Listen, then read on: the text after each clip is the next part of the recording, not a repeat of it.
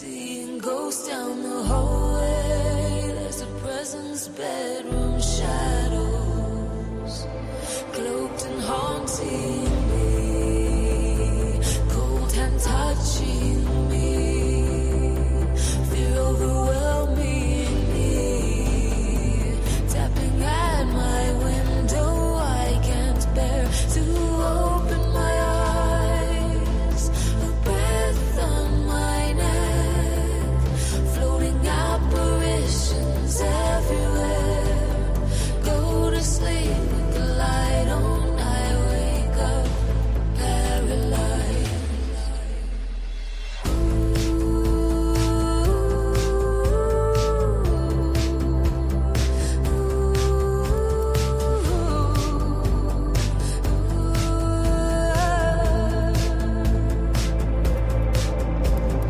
Ghostly apparition hovering over me, asking what it wants to know. I'm shaking now, it calls out my name. Cloaked and haunting me. Cold hand touching me. Fear overwhelming me. Tapping at my window. I can't bear to open my eyes. A breath on my neck. Floating apparitions everywhere. Go to sleep with the light on. I wake up paralyzed.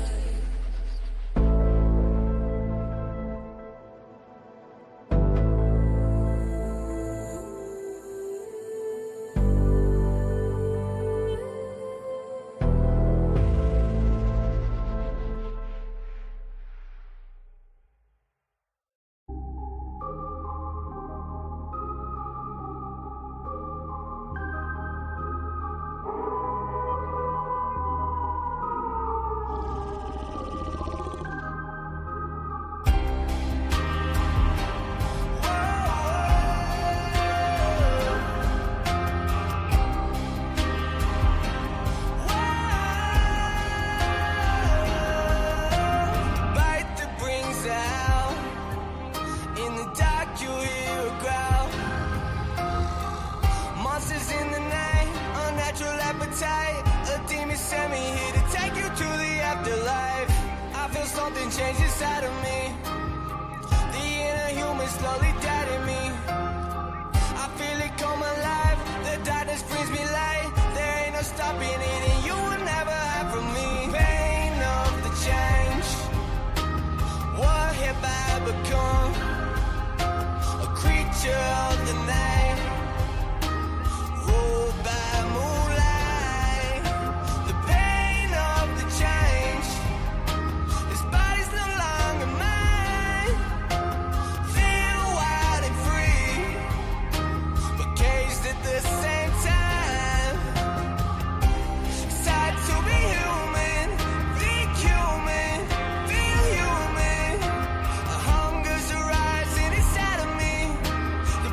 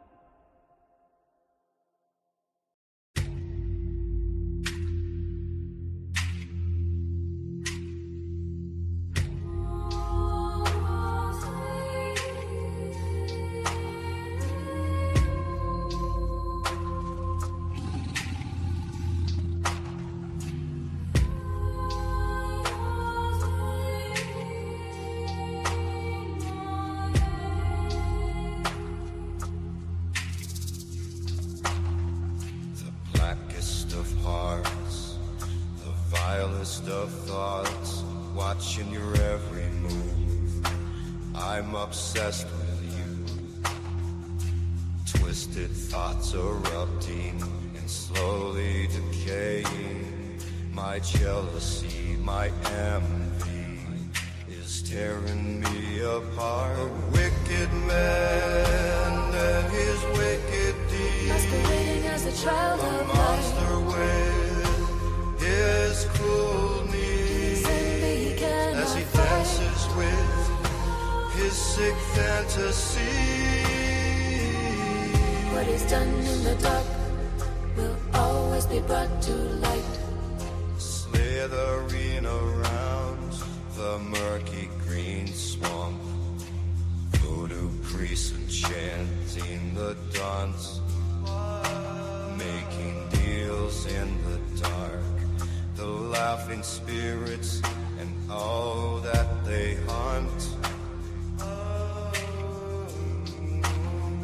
A wicked man and his wicked deeds, Masquerading as a child a of light. monster with his cruel needs, as he dances with his sick fantasy.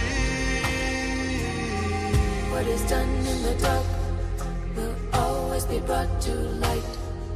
A foul smell in the air, oceans fill my lair. Deception lurking and waiting, with envy in my eye. My spirits ascend to spy. Voodoo is the ritual, odor fills the room. Smoke-stained walls, and the energy is gloom.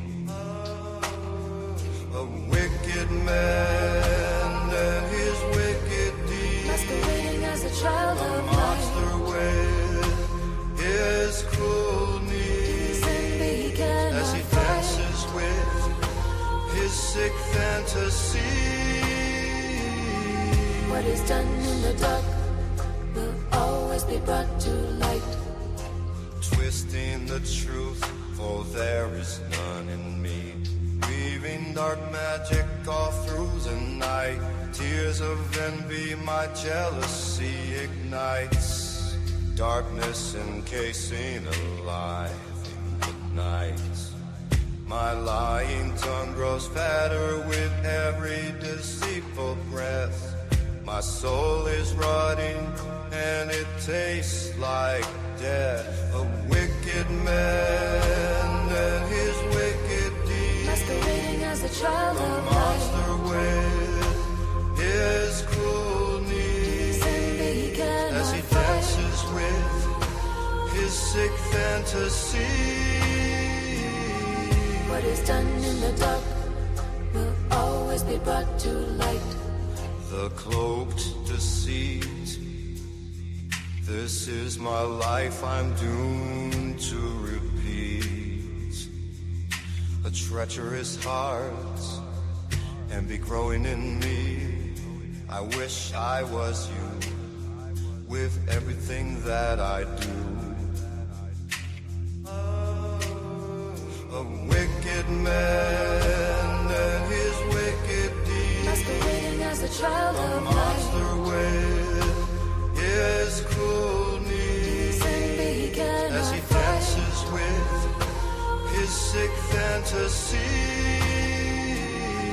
What is done in the dark will always be brought to light.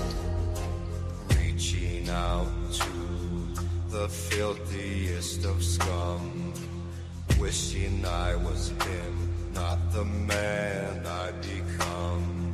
The sickness in me, I'm a lunatic disease. Traitors and manipulators, part of my flock. We twist the truth and dance in the dark. The flames of hell are licking my feet. Good will prevail. You will all fail.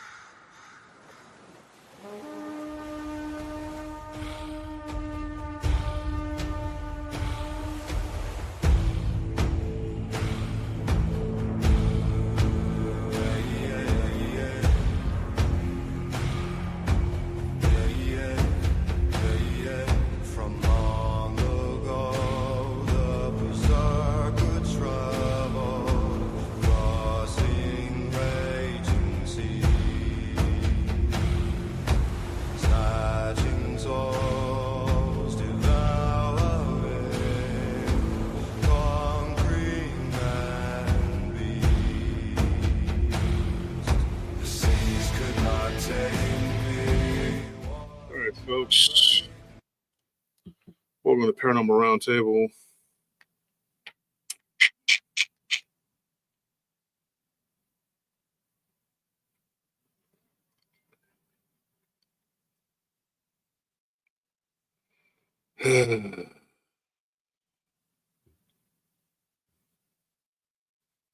Going through the notes right here, folks.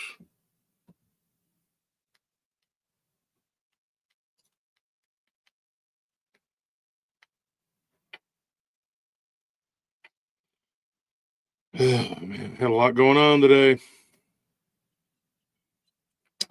All right. So for those of you who are tuning in and you saw us on location, gash my arm a little bit there.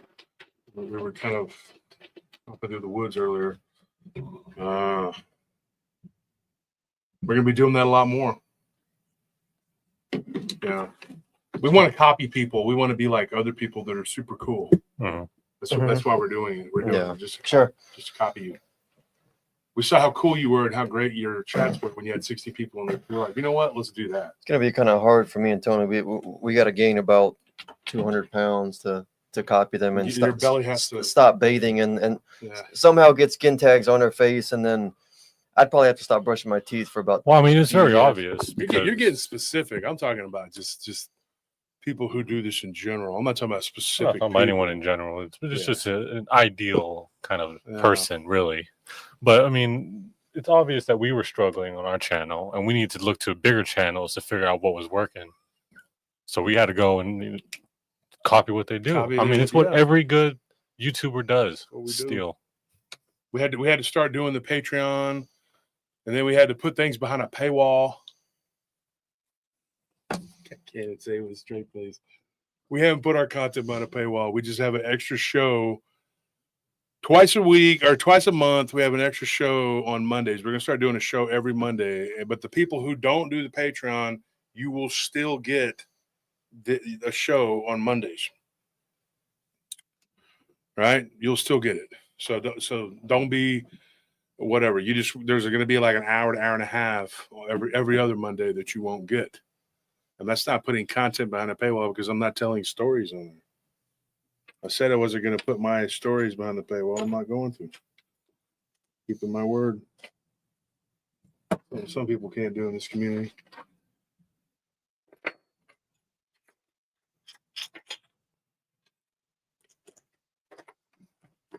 Well, we're just being snarky, folks. We're just messing around. We're goofing off. We're just goofing off. Being a couple goofers. Y'all want to take over for just a minute? I got something going on over here. We'll get started here. So, Jason, you said that the Finchster is in the house. Is that what people call you?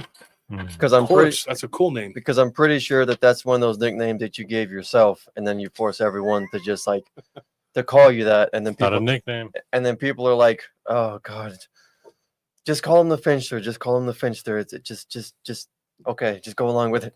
There's only one type of nickname we accept around here, and it's the bullying kind. It's the kind where you can't keep getting called it, but you don't like it. Yeah, you can't give yourself a nickname. The only ones that stick are the ones that you don't want. Don't like. What is one where we get with Maddie now? Fraggle. Yeah, Fraggle. So she's Fraggle Rock. She's Red from Fraggle Rock. Speaking of Red, I want to give a shout out to Red from, what is the name of his? Gosh, dog it now. I feel bad. Red from Oklahoma, who's got the grounding bracelets. Oh my gosh, can't believe I don't remember. He didn't give me a business card today. 1 second.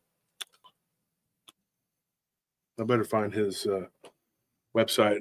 There it is. Earthbound. Earthbound. Really cool, jewelry. man. These things work, man. I'm telling you.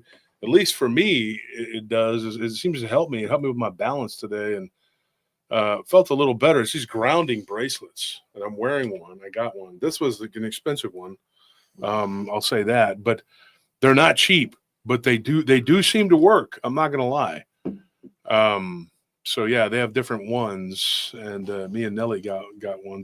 Her wrist is so small, they had to like work on it. Yeah. They did a good job. We were at the American. Is it called American Gun Show? Yeah, I think so. We were at American Gun Show today in Leander, and Man, you wouldn't believe. Okay, so I got 3 different people who gave me stories, one of which this guy Red from Oklahoma, who talked about a Native American that seemed to have turned into a dog, but it wasn't like a Native American like a nowadays. It was like from, way back. I mean, it was a freaky story. It wasn't until after we left and I said, I should have taken my phone and just recorded him saying it. He's a big tall guy with a red beard. That's why they call him Red. And he's from Oklahoma. He used to live adjacent to the Cherokee Reservation, and so yeah, that was pretty cool. And we met so many cool people today. And we were there yesterday for just like an hour and a half. We went back today a lot earlier. Met some cool people who make some really really cool T-shirts. I got one of the shirts. They don't fit me. They only go up to 4X. So I have to tell them to special order the 5X for me. But we got a large because it's the last one they had. So y'all can fight over it. Okay. I'm not going to tell you what it is till we get home. Right. We literally got back home from the gun show. We went and ate dinner. We had a really great dinner at a Venezuelan restaurant. Really good food. The owner's a really nice guy. He's not a riffraff, came over here illegally. He's a nice, good guy. He came over here years ago. Nice dude. Just wanted to escape communism, basically. And they have really good food. And we went and we ate dinner there. And then we went for a drive. And I don't even remember how it started. Oh, we went out to our property. We have some property out in Lago Vista, so we went out there to check on it because the wind storm blew our sign over for sale. So we had to go out there and mess with the property a little bit. And so we decided to go out to Turkey Bend to take Maddie out there because we took her and Bettina when they were here out there, but it was dark and you couldn't really do anything or see anything. And it was nice to go out there during the day. Anthony and Tony, y'all have been out there with me to all over that area. Mm-hmm. But we've never seen it this dry. No, it's crazy. There's no water. It's unrecognizable. Like even areas that I'm used to standing on, that like I'd be like, oh, there's shells here now. This was all water. Like I've never been out here before. So like it's completely like a different area now. Even though I've been there since I was a kid, I used to like ride jet skis out there. Yeah, now it's just it's actually just fattening. You see, and my shirt. This one is Dog Man. I had it made from some friends. Got a lot of friends. I thank God every day. I thank God for the connections we've made and for the friends we have. Because if you have a lot of friends, you can get a lot of things done. And getting things done is imperative. If you want to make it in anything in this world, you got to work together with people, folks. Working together is where it's at.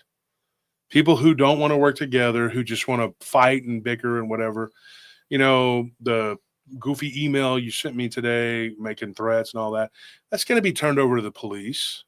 More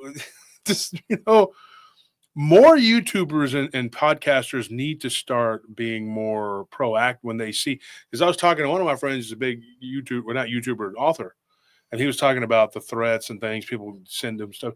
I said, dude, take it seriously, and you need to turn these people in because they need to be held accountable for the things that they're doing and saying.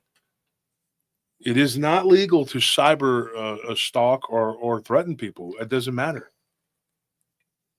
And you need to be held accountable. And these people think that they can just go around and troll.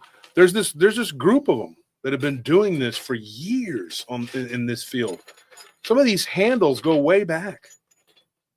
Way back. And I think Joe Doyle from Hellbent Holler hit the nail on the head. These people have been at this probably for over a decade. They've been doing this. This is not real to them. This is a grift. They think it's a joke. This is a game to them. They're having fun. But guess what? We're having fun too. I don't know about you, but I'm having a ball. It's awesome. It's fun. And so just keep up playing your stupid games and keep losing because we keep winning and you keep spinning. That's all it is. Still not tired of winning, like Trump says. We just win. We win bigly, and y'all just keep spinning and spinning and And spinning. that's what happens when you're on the side of God. Never get tired. He watches out for you. And they just don't get tired of. I guess they don't get tired of losing. You just keep losing. Perennial losers.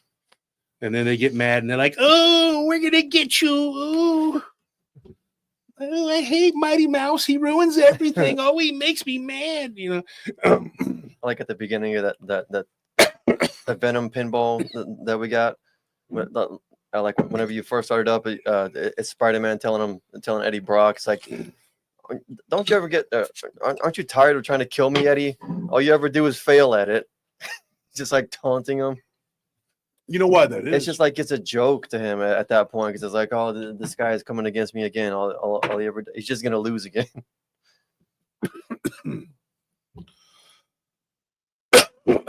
You know why that is?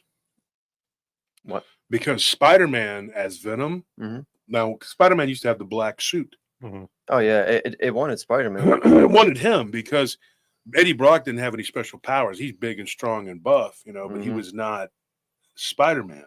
Yeah. Spider-Man was a very strong, powerful being, Yeah, Spider-Man's like but he held himself back. the perfect being, basically, for the symbiote. Like it sees it. It loves Spider-Man. Mm-hmm. As Marquez says, "If it weren't for you and meddling kids and that dog, I'd have 1 million subscribers if it wasn't for And you you dumb dog. and your dog."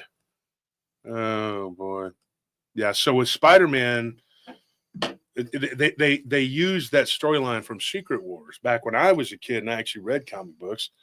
And no, I don't read comics now because I don't have time. Wish I did, but I heard they've gotten so goofy now that I wouldn't want to read them anyway. Oh, dude, some of the artwork on it is just terrible. Like the new Mhm. Frank Miller stuff, it's just like the art is awful.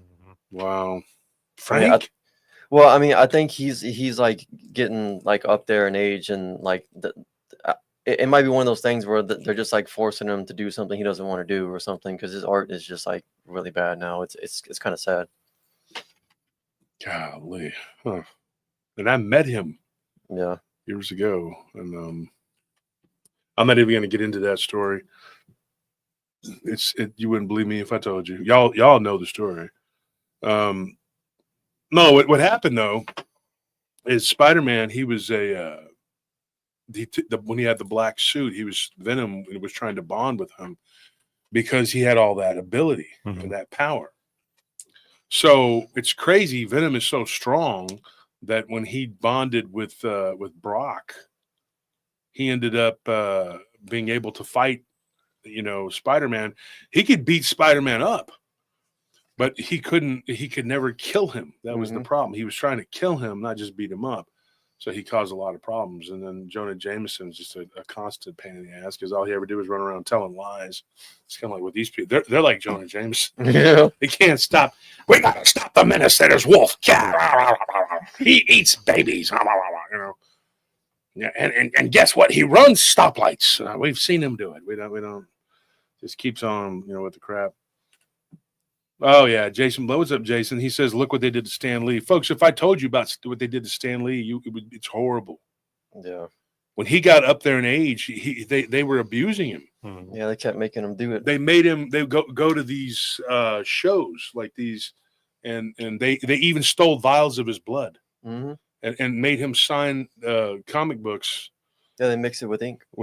So it's in his DNA, so it made it worth a bunch of money. Mm-hmm.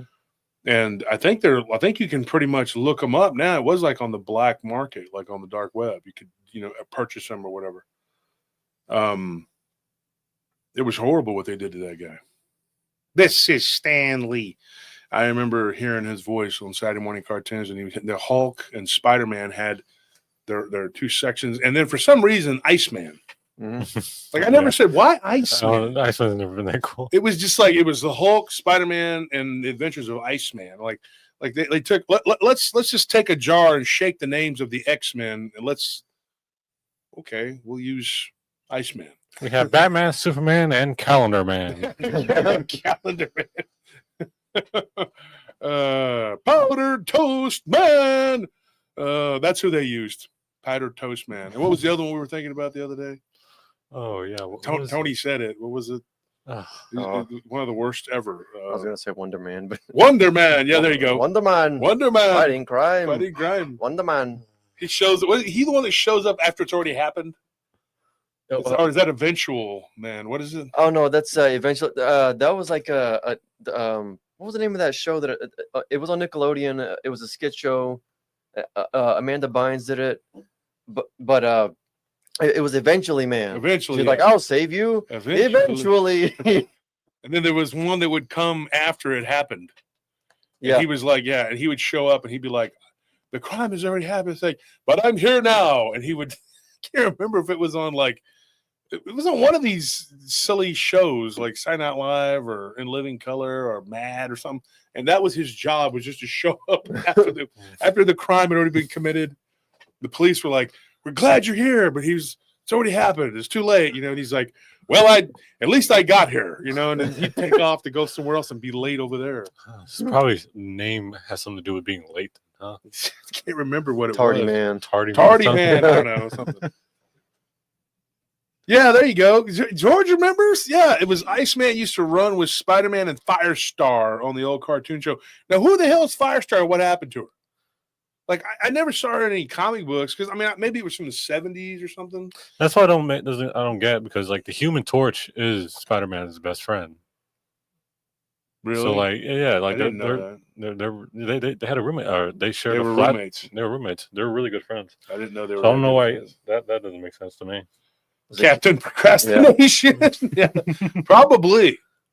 And then there was Handyman. There you go. Never underestimate the power of the handicap. And that would not be politically correct now. See, Jason, you're right. I thought Firestar was DC, but Firestar there used to be a cartoon back in the 80s, and that might be before your time, Jason, because I'm old. I'm almost 50. Captain Hindsight. And Captain Hindsight. So then they had this character that was like a female, and she could go around doing fire, and it was Iceman, and because it was called Spider-Man and His Amazing Friends. But they had like Iceman, and he would have his own adventures and stuff. And you're sitting there going like, what in the hell? See, True says it was DC. I thought so too. She was made for the cartoon at first, and then moved to the comics. That's what Wedge says. Yeah, but I remember Firestar being with Iceman. And it was on that it was the incredible Adventures of Spider-Man and His Amazing Friends, and then it was the Incredible Hulk. And they would do like, half of the show was Hulk and half the show was Spider-Man. And then sometimes they would have Iceman as his own. And he would just spray his ice and go all over the place. It was, I guess it would be cool to be, I don't know. To me, I wouldn't really want to be just made of ice. Mm-hmm. I don't know. Not in Texas. Lawrence says Starfire is DC. Okay. See, I don't know everything about comics. Oh, no, there's also Firestorm, which is, I think, DC too. Yeah. Oh, Shade Viking says Dungeons and Dragons cartoon Venger was well done. Yes. Let me tell you something, man. I got some cool shirts. From Dungeons and Dragons. I'll be busting those out now. Shade said that. I'm gonna wear my Avenger shirt. I'm gonna wear it. I'll wear it for you, Shade. You're my man. Shade. Now, folks, before we get started here, we're about to start talking about this stuff. Pray for Shade. Shade got affected by the power of my rings and my jewelry that I use to mesmerize people. He's all shriveled up. And so he got all shriveled up. And he go look. It's terrible. It's in PRT News. He's just all shriveled up like a raisin. And he was drained of all his energy. Yeah, he got drained of all his energy. I didn't mean to, but being as evil as I am and using my abilities with my jewelry, my bling bling, messed him up, dude. So the Leviathan struck again. Rumor has it that I've melted down the Leviathan pendant, and I hid it. Even though supposedly you can go back and look at the shows where I wore it, because they don't know that Leviathan is actually it's a sailor's cross.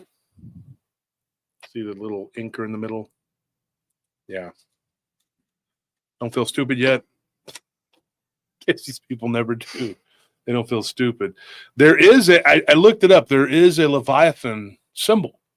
It's like a cross. It's like a bigger T and then a small. It's like a T, like a Two T's. two T's. Yeah, Mhm. like an uppercase T, but with a little bit of top, and then there's like a lowercase T, and then there's two circles, which is like the infinity symbol at the bottom, and that is supposedly really satanic. Yeah. I did not know that, and I don't wear the shit, so I'm not even worried about it. Letitia James wears Leviathan.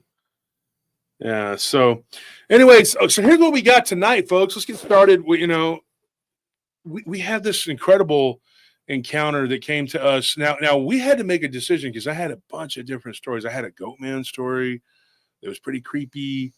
And I had another story that was from here in Leander. I thought, well, the Leander Gun Show, and I was talking to a guy who's from Leander, and I was talking about the show, and he's like, you ought to do one about the Dogman, creature, and I was like, which Dogman creature? He's like, so he started talking about a story that his father told him. Now, this guy, I think he's probably in his late 60s, early 70s. I didn't ask, but I'm assuming. And he said his father told him back when Leander was a logging camp that there was stories. And I've heard these. I've heard this before from different people. A friend of mine who used to run a tire place here, he had a guy that was in there one day and he was talking about these sightings when they were chopping down cedar. People would run into these creatures periodically. So this guy had a pretty cool story. He goes, you ought to talk about that. He goes, my grandfather and my father used to talk about back when Cedar Park and Leander were nothing but logging camps. And I thought about it. So I went back. There was a guy named Randy the Magnificent, the Amazing Randy. Yeah, you remember that guy, Amazing Randy? He was the guy that would, if you could, you could prove the paranormal to him, he would give you $1 million. But, his name was Amazing. Did he have a yeah. show or something? Amazing Yeah, I remember Randy, that guy. But nobody ever could do it, Mm-hmm. So anyway, this guy's name is not Amazing Randy, but Randy had told me a story about being a Dogman creature, back from the old days, Anyway, so I read through that one. I didn't read it all. I kind of skimmed through it. And I thought about it, and then I thought about doing Xena's story. I'm sorry, I always want to think of Warrior Prince. I literally said the same thing in my head as soon as you said that. Yeah, she kind of messaged me, and she laughed about it. So, and I said, "Oh, sorry." I was like, "I'm sorry." She's like, "No, it's fine." Sure, it happens to her a lot. That's her real name. Yeah, Yeah. I'm sure Like it's her not. parents were hippie-ish type people, and her mother was named her Xena, but with a Z. It's not with an X. Oh. So Yeah. Xena. And get this, her name. This is another weird thing. We got to talk about that when we do her story. We're not going to do it tonight. But her name, her mother was a lifelong abductee. Mm. And her mother named her that based on what supposedly an extraterrestrial told her she should name her. Wow. So weird. That's a weird thing. That's true. That's really what she told us. Okay. So that's a weird thing. Warrior Princess is famous all throughout the universe. She's friends with Hercules. So I know that. um, Not the one we know, not the Xena. But so anyway, we went through that one, and then we had another one about these people who were attacked going through a foreign country. I thought was really, really crazy. And I thought, man, that's a pretty good story. But it's not real long, but it is pretty creepy. They camped out in Mongolia, and then they got attacked in the middle of the night by what can only be described as, this is going to sound crazy weird, but like these wolf-like creatures that had spines on their backs. Yeah. Yeah. And they came up out of the ground, out of the dirt. So that was really weird. I thought that was an interesting story, but I didn't have really time to flesh all that out. And the last 2 days have been very hectic. I've had a lot going on. And so I thought, there were a bunch of different candidates for the show tonight. What are we going to do? And so I settled on this one. This is from, his name is, well, I didn't really ask if I could say his name. I didn't even think to ask if I could say his name. And it doesn't matter. We'll call him Kane. Mm-hmm. Right. That's what he goes by. And well, his, we'll call him Kane. And so Kane gave us this, and that's his last name. But Kane gave us a story, and now Kane is now in his mid-70s. The first time he gave me this story was in late 2019, so it was a long time ago. And in fact, I can't take credit for it. Actually, I think Tony, you, and Armando, I don't know. Now I'm going to ask this on the show. I don't know if it was one that you and him were actually covering. He sent it way back then at the behest of his daughter. And so his daughter, I think her name is Audra. But you know what? Yeah, Armando was covering this one more, but Yeah. he would call me and ask me and talk to me about it. Because I know you and him kind of paired up, and me and Anthony paired up, and Yeah, and we all kind of, and then D and Scorp and Nelly were doing. I kind of just became his assistant, kind of, when he would do that kind of stuff. And folks, I gotta tell you, at the beginning, everybody helped a lot. Like, we all worked together as a team. I mean, we did. We all were like working together for the first few months. We really, we busted our ass to get the show going and get it off the ground. I mean, we were all working full time and doing the show. And it was a struggle to get an episode out every week because we had to have the time to do it. It wasn't just like about the time, because also you had to remember, like, it was our first time doing it. So like every time setting it up was a hassle. And we Everything did it in our about living room. it. We had to set everything up and then tear it down. Yeah, Every single time. it was like we didn't have a system going. To do it. Like, it was all just. And we bought equipment piece by piece. Yeah. Remember that? This mixer is Armando's. Yeah, it was. Armando, we bought that from him. Yeah. And when he decided to drop out, I bought him off, basically said, well, if you're not going to be back, I'm not going to keep your stuff. And he says, no, don't worry about it. But he ended up keeping all my tools. Not my tools. We used to have a little business, like a side business, and Armando worked for me for a while. And it was demolition. That's how we started our construction business. Oh, yeah, we that's just right. demolished stuff for people. And it was me, you, Armando, my brother, Scorpion, and another friend of ours. And we would just go in there with sledgehammers and just tear stuff up. I remember me and Armando, D and Scorp in that apartment tearing up the carpet and the flooring. And then we tore that house up out by the lake. We just leveled. We just tore. So we had this business, right? And that's how we started out doing anything construction-wise. So we started a construction company, myself, Anthony, and another guy. And we still have it. We don't do much with it right now. We haven't lately because everything's slowed down and security has gotten really bad. I mean, it's gotten bad, folks. And the insurances, everything is just, money is tight and scarce, and it's just getting worse and worse and worse. And so I don't know, man. It's getting kind of spooky.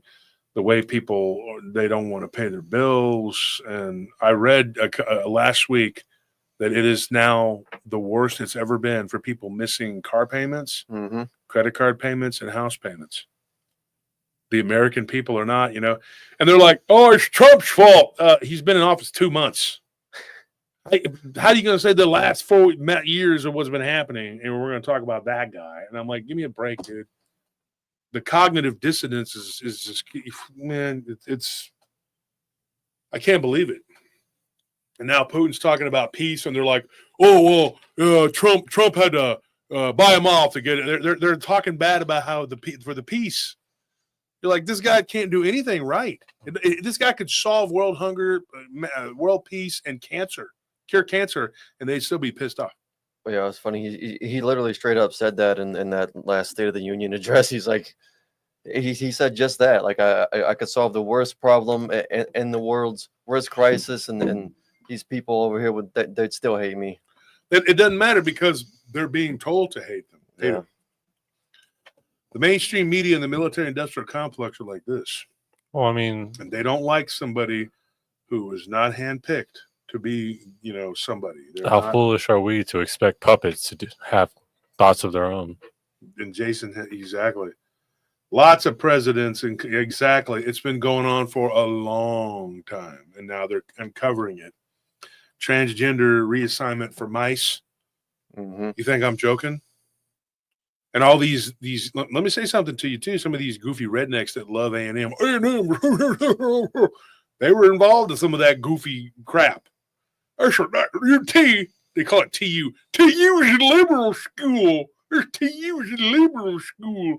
And not like the Aggies who's just so countrified and pure white and all this. No, it's not. They are not a symbol of white power. No, they're not. They're predominantly foreign, and they were involved in a bunch of crap that would be considered liberal. So, sorry to burst your bubble there, Mr. Maroon and Mrs. Maroon. Not a fan of A&M, especially after some of the stuff that's come out. But they'll ignore it because people on the right ignore things that are important, and people on the left ignore things that are even more important, like what gender you are. They're just that stupid. And hopefully the people who don't like me and don't like what I'm talking about will leave now. And you'll miss out on the great stuff that we're going to talk about. It's because I don't care about you. All right? I don't. I really don't. I slap at your face. I don't care. Okay, so we're going to do a giveaway tonight. Of course, tonight's going to be 3 people, but starting next week, we're going to do the giveaway 3. We figured it out. We're only going to do it 3 times. I got corrected. I was wrong. So we're going to do it 3 times, and it's going to be 2 people every time. So we're going to give away 6 things a week. So there'll be 6 winners a week. The reason for that is because we're out of supplies almost. Right now, we don't have 2 or 3X, right? Yep. So we don't have any 2 or 3X. So you'll have to settle for an autographed book of mine or something else. Chris high five. A crisp high five, you know. So that's what's going on with that. So what we have to do is we have to work together, folks. Work together. So we don't have all this lunacy that's going on here. Let's learn not to be divided just because you don't like somebody because you've been told to not like them. There are people who don't like me because they've been told bad things and they don't know in one way or the other. They just heard a bunch of crap. I heard. Well, what you're going to hear tonight is an encounter. So what we decided to do Cain's encounter, but it wasn't him. And it wasn't his father's encounter. He lives in Ohio, but it wasn't his grandfather. No, this story goes all the way back to his great-grandfather. And Cain, like, he is in his 60s now. And it has all of his faculties about him. He's like 69 years old. He's almost 70. And he can talk. He can talk. Now, he does have a tendency to sort of ramble a little bit. He gets kind of out there, and then you kind of got to bring him back or whatever, by his own admission, you know. And so, folks, get your name in green by becoming a member so you can be involved in the giveaway. All right? So we're going to pick 3 people tonight. Just be sure to do that. And don't forget, we have the Patreon, $10, $20, $30, $40, $50 tiers. Whatever you can do will help. Every little bit helps. Patreon is a good way to support the show. In fact, it's the best way to support the show. You can always donate, but donations are appreciated, but they're not expected, and they're always appreciated. And then there's a PayPal. You can just donate directly to help the show. Anything right now helps, folks. All right.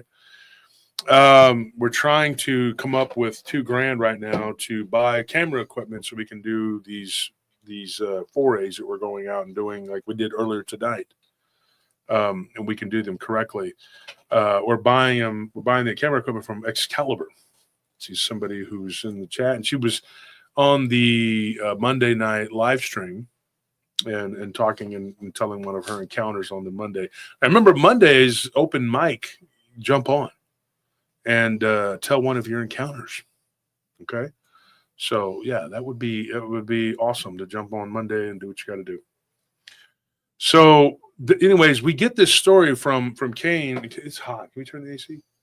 Yeah, it is so hot in here, and our AC is broken at our house. On top of everything else, that's happened now too. So Excalibur's like, "Did I hear my name? Yes, you did, because I need to get that camera equipment." And Excalibur's selling it at a very, very good price. So. Thank you again. She's doing what she can to help us, but we got to try to meet her. So we need to come up with that so that we can start using that equipment when we go out and do our shows. And right now we're strapped. We cannot spend a bunch of money. But anything helps. Thank you, Gwen. I appreciate that. We do need the money for the camera equipment.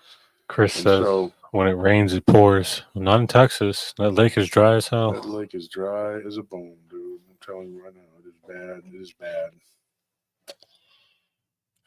The economy, everything is just. At least our pets' heads aren't falling off. At least we don't have that going on. Pets are healthy as far as we know. We need to take them to the vet. But everything is just kind of hit us at one time. So we got a lot going on. What Kane told me, though, here's his encounter. He says, my great-grandfather has a story, and it's a family story that's been passed down for generations. It's been passed down to, I got to get comfortable here, folks. I don't want to move all over the place. Ugh. Dang, trying to move this chair stuck on a cord there. Oh, man. There we go. What's up, Bigfoot Rob? BMR in the house. So here's what's crazy. I loved listening to this guy talk. But he doesn't take like pauses. And then when he goes off on a tangent, he's a lot older than me and he had a lot to say. And some of it was negative about his generation. So I'm like, yes, I'm listening. Because, he admitted he's like your generation and my dad's generation can't stand my generation, and they have reasons. And I said, I don't hate everybody's generation. I have some great people from my old generation, but they're all country people. They're very, very grounded and just country people, ranchers and farmers. That's really all they are. Most of my family, But got a few different people out there, like plumbers and truck drivers and electricians and stuff. But most of them are just ranchers and farmers, and even the ones that are plumbers and electricians, they own farms and ranches. And that's basically what my mom and my dad's family. They're both very country-fried people. And so, yeah, we're country-fried. And this guy, his great-grandfather, after the Civil War, his great-grandfather served in the Civil War. And he was just a soldier, had made the rank of sergeant. And after the war, he decided to go off. He was originally from Kentucky, or his great-grandfather was, and he did not specify whether he fought for the North or South, and I didn't ask that question. Kentucky was kind of an in-between state. So you could have been, if you're from northern Kentucky, typically you would have fought for the North, and an Ohio regiment, possibly. Which I'm thinking that's what it was, because the northern Kentuckians are more like Ohio, and then the southern Kentuckians are more like Tennessee. That's just this kind of what I've seen, and people tell me. So he was probably fighting for the Union, I'm assuming. But anyways, after that, he had some friends from the war who were actually, whichever side he was on, they were on the other side. But because he was from Kentucky, that, like I said, there are people on both sides. And one of them was a family member of his. It was a friend, and they served together. And they had these two brothers that were friends of theirs. And they fought on the other side. So I didn't actually ascertain which side. I was just listening, and I had to listen. I couldn't ask a whole lot of questions because this guy was just rapid fire telling. But I did enjoy talking to him when I finally got around to talking to him. And get this, man, I talked to him the day before I talked to Creed. Remember Creed that came on and did whatever? So I talked to him. That was an epic story. And then I got 3 more really cool stories the next day. And so it just goes on and on. But so him and his brother, his great-grandfather's brother. Now, the guy that told me the story, Kane, his last name, like I said, this was his mother's. On his mother's side, this was his mother's dad, which would have been his grandfather. So it would have been his mother's dad's dad. And thank you for that donation. So his mother's dad's dad, basically, right? And his mother retold him this story not once, but twice. And so he heard the story from his grandfather and from his mother. His great-grandfather died when he was really, really, really young. Like he was just born and his great-grandfather passed away. So he lived to be very old, his great-grandfather. And so he was, and a smoker his whole life. They used to roll their own cigarettes. Yeah. And he lived to be pretty old. My grandma used to do that. Yeah, and you're going they're like, don't smoke cigarettes; they're horrible for you. What if you just use straight tobacco and you rolled your own with like healthy something or other? You just don't try to poison it when you smoke it. Let's not put a bunch 186 chemicals in it carcinogens that'll kill you. Maybe you can probably survive. Maybe tobacco doesn't need rat poisoning. Well, they say nicotine is also it does a lot of things. Yeah, it's actually been studied to show some positive benefits. It heals gout. Yeah. I've heard a bunch of stuff about it. So I took up smoking. We'll see how that works. I don't know. We're early stages. We'll see. I'm joking, folks. I'm joking. I'm not doing that. But for years, I never had gout, probably because I dipped snuff. Yeah, I was just about to say that. Supposedly, it lowers uric acid levels. So he had this great grandfather, and he said, "Look, I want to know this guy's story." And he says, so I talked to my grandpa because I heard it from my mom. And he calls her his ma, He says, I heard it from my ma, so I wanted to hear it from grandpa, And grandpa says, oh, yeah. And he said, so my grandfather told the story. He says, my grandfather was a really good storyteller, but he would never tell a story unless you asked. And he used to have this back porch. It was all screened in. He's like, and I said, my great uncle JC used to have one of these. I know exactly what he's talking about. And you sit back there and you listen to the old timers talk. It was amazing. Just listening to them talk about it. They talk about some amazing stuff that you would never hear about nowadays. And of course, I grew up, different than most. You didn't have chores where you had to feed animals for an hour and a half in the morning every day. I did that, and so. Thank you, Percy. He says, love your wife. Yeah, it's one of my favorites. This one was a gift, actually. But it's a diesel. It's a diesel. I like diesel and I like Invictus. Yeah. And so mine is Invictus. Diesels. But I also like Bullivus, too. Citizens are nice, but they're a little bit small. And I got one or two Movados around here somewhere. But so what ended up happening with this guy, he ends up, talking to his grandpa, and his grandpa tells him, he's like, yeah, this is a true encounter, a true story. He's like, this happened to my dad, and so he says, when I was a young boy, he's like, I heard this story many times. And he goes, his grandpa, he got to hear it from his uncle who was there with his dad. And he got to hear it from one of the two brothers that were from Kentucky that were with his grandpa. So these four friends, they set out to the Black Hills of South Dakota. Do you know why? Because in 1874, gold was discovered there.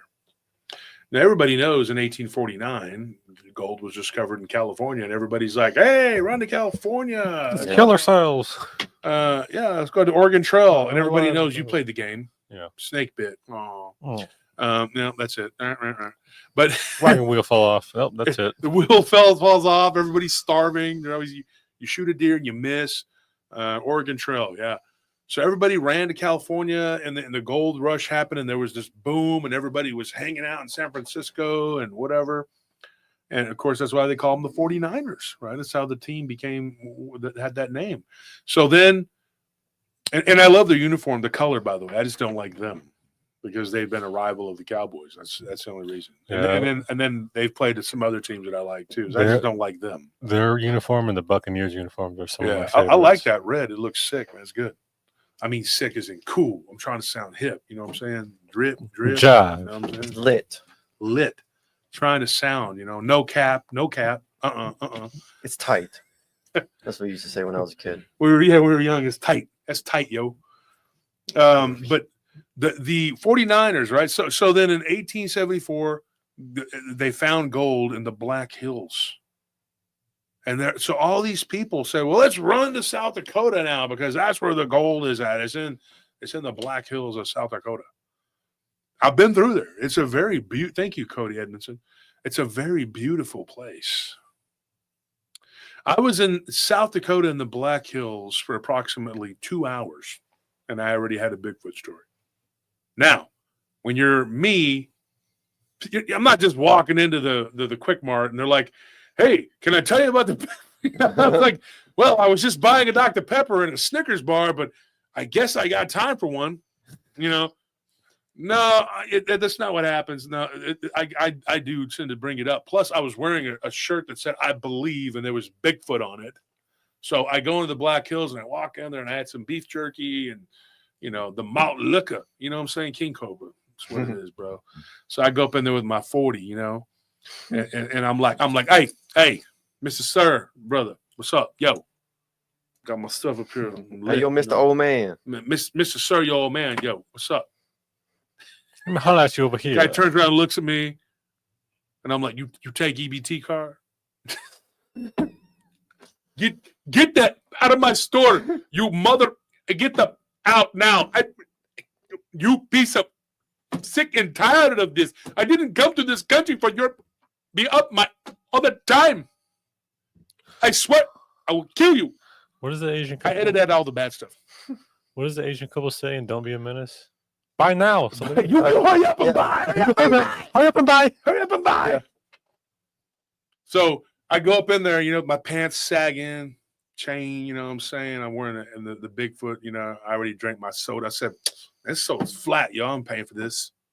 Eating the beef jerky. This is too salty. And I just throw it on the counter. And he's like, hey, you forgot something. I turn around and he goes, okay, so I saw a Bigfoot up on the hill. I turned around and said, oh, cool, bet. And then we started talking and we chopped it up, No, that's not what happened. No, but I walked into this store and there was, people that were there standing in line. I had a Bigfoot shirt on. And then as I'm standing outside, somebody's knocking. Oh, there's somebody here. Fraggle is here. So she hates that nickname. So I'm standing in line and this guy turns around. He goes, you ever seen, this really happened to me. He turned around, he goes, you ever seen Bigfoot? And I'm like, no. And he goes, I have. And then he just turns back around. No cap, yo, no cap. I'm standing there. I'm like, did this guy just turn around and tell me he saw Bigfoot? So I'm just kind of standing there, and I'm with the people I'm with, and I turn around and I'm like, you have to set it over there and then bring it one at a time because there's no place for it right here. Thank you. And so my wonderful wife and her friend Fraggle brought us some coffee. And Fraggle is Maddie. Start calling her that. Please start calling Fraggle Maddie Fraggle. She does not want to be called that, so we must do this. You see her in the chat. Just call her Fraggle. Fraggle. Down to Fraggle Rock. You know what I'm talking about? Down to Fraggle Rock. See, elbow's a little bit better. It's not healed 100%, but it's getting better. I just want this one for right now. Y'all get y'all's. Y'all should have the same thing. 911 is yours. I didn't get anything. We got Dutch Brothers. Yeah, so that one's his. You didn't get anything? No, because I already got caffeine right now. Oh, okay, cool. So you don't want to double up on it. You were already swinging from a rope earlier, trying to fall into a dry creek beat bed. I wasn't trying to fall, but I wasn't afraid of it. Look at Maddie over here. What are you doing, Maddie? I do not consent to Fraggle. Well, too bad. That's the point. That's too bad. You're going to get down with Fraggle Rock now. Oh, she doesn't want Fraggle. I guess Monkey King it is. Shoot. We could call you Monkey King. She won't be called Monkey King. We didn't want that. But Curious Georgina. We were trying to come up with some names. We didn't know what to call her. We're coming up with all kinds of. There was a bunch of other names. What was it? Itty bitty dum dum. We came up with that one too. And she's like, "Why are these all negative?" I said, "This is how we do. You have to be a negative." Yeah, my nickname was negative. Yeah, until you come up with a good one. You got. She goes, Flacco because he was skinny. Okay, so Flacco. I used to call Anthony Flacco. That's not a term of endearment. Wolf was called Wolf Boy as an Wolf insult. Boy. That was not fun. Beat Chief, people up. what was it? Was Chief was because he wanted to be called like Papoose or something. Yeah. So you got to beat people up, and they'll start calling you something cool like Rock or whatever. Tough names, Concrete, whatever. So this guy, he turns around, he looks at me, he tells me he's seen Bigfoot, and so when we go outside, I wait for him, and I said, "Hey," I said, "You said you've seen Bigfoot?" And he says, "Yeah," and he told me the story. It wasn't like a really long, elaborate story, but there's more than gold up in them there hills. And I didn't get another Bigfoot story the whole time I was there. I didn't stay too long. I was passing through. And it was one of those things where I don't even remember, like it wasn't a real eventful trip. I don't remember the Black Hills that much. We just kind of went through. We saw a couple things. Everybody goes and they see Mount Rushmore. That's kind of it, So anyway, I was going through there. We went and we were going west. I remember going back, and it was like the Grand Tetons, whatever. We did all that, and so it was the second time I had been through there. So I've been to South Dakota twice, but that area of the Black Hills is beautiful. It's a really nice place, nice, wonderful, beautiful thing. And so this guy, his great grandfather, right? So his grandfather tells him the story. Now we're going to start telling it from his grandfather's point of view. And his grandfather told him, he says, "My dad went through there." He's like, and my dad, he set up camp. He went through there, liked it, got a feel for the place, and then went back, to where his friends were. And told him, "Hey man, I spent a week over there. We should go and we need to do this." And so it happened right. And so they decided all to pack up. He did the scouting. He went and did it. But he told them something weird. He says there are really weird things going on over there. He warned them, like he gave them a warning. He says there are tales. And the natives were pretty unruly at that time too. And he said there are tales, and the natives are scared to go to certain places. So he goes, there are certain places where we can go and we can mine and set up, but there are certain places where the natives don't go. So you won't be attacked by the Indians. They won't attack us. He's like, and because they're superstitious, he goes, so I propose that we buy one of those plots where the natives won't go. The problem was that there was an entire camp up there. Of course, it's not a real well-known place, but it was called Gold Rock, which is like, duh, like there's rocks and there's gold, that's called Gold Rock. That's real inventive. So they called it Gold Rock, but the problem was that they had like 40 people there, and they got attacked by something, and it chased them out of there. So his grandfather tells him, he says, my dad came back and told his brother and the other two brothers, they're good friends from the, a few counties over, whatever. Or I think it was just like 2 counties over. They're friends, and their dads had been friends. And so that's how they knew each other. And he said, look, he goes, I told them, it's going to be a very treacherous place. It's an abandoned camp, but they're selling the lots there for cheap. He goes, so I bought 2 spots. We'll be in one. You'll be in the one adjacent to us, right? And they said, okay, cool. This sounds like a good deal. We're going to do this. So they go back to the Black Hills. He said, and it was from where they were at. It was like a couple months journey, going back up in there. They had already met him part way. They were like halfway there, but winter hit. And so they were kind of stuck in this one spot. This is the first thing that happened to them. When they were stuck there, they got attacked by these natives, and they were told that basically they were spared.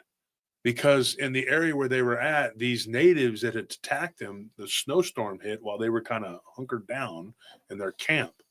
And so these natives got trapped there too. Get this. This is weird, right? So the natives told them, look, they said, look, let's call a truce.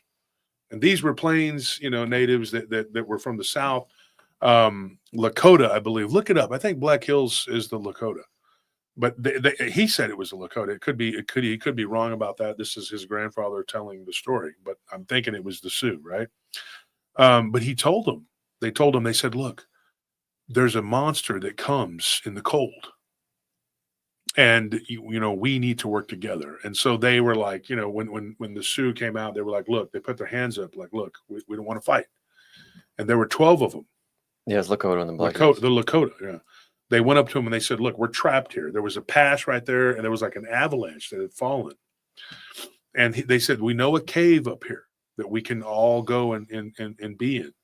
But we need to work together, and we have to make a fire, and it has to stay lit. And so this one Lakota who could speak English told him, he says, look, if you do that, because those Lakota, they had rifles, they had been trading, and part of the reason that they had rifles was because I'm part Comanche, but the Comanche were able to get a lot of guns, and they got them from Mexicans that they would take from the Comanchero Mexicans. It would sell to them, and then they would ride hundreds of miles to the north, and they would sell them to the Lakota. So the Lakota were probably using Comanche rifles.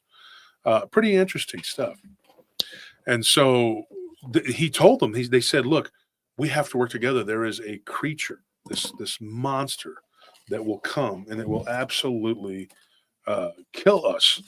And so he says, my uncle's friend, and I don't remember what he said, his name was Lewis or something like that. He said Lewis was completely just said, no, I don't trust them. I don't trust them. They're going to get us into that cave, and they're going to, do I need to do something? Check it out. Okay. I'll be right back, folks.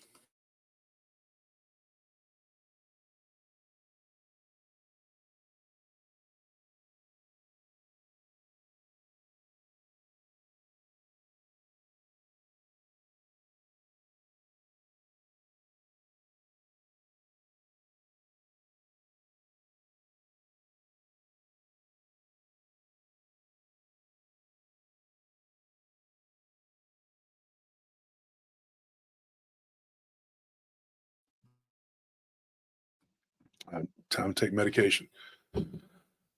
Okay, so he said that there is this thing that will come, and it will attack us. And they said that this thing is able to possess people. In particular, white man has no protection from this thing. They had this what they believed, this ability that they could keep it away, but it was really bad. With white people, they couldn't. They said white people were very greedy.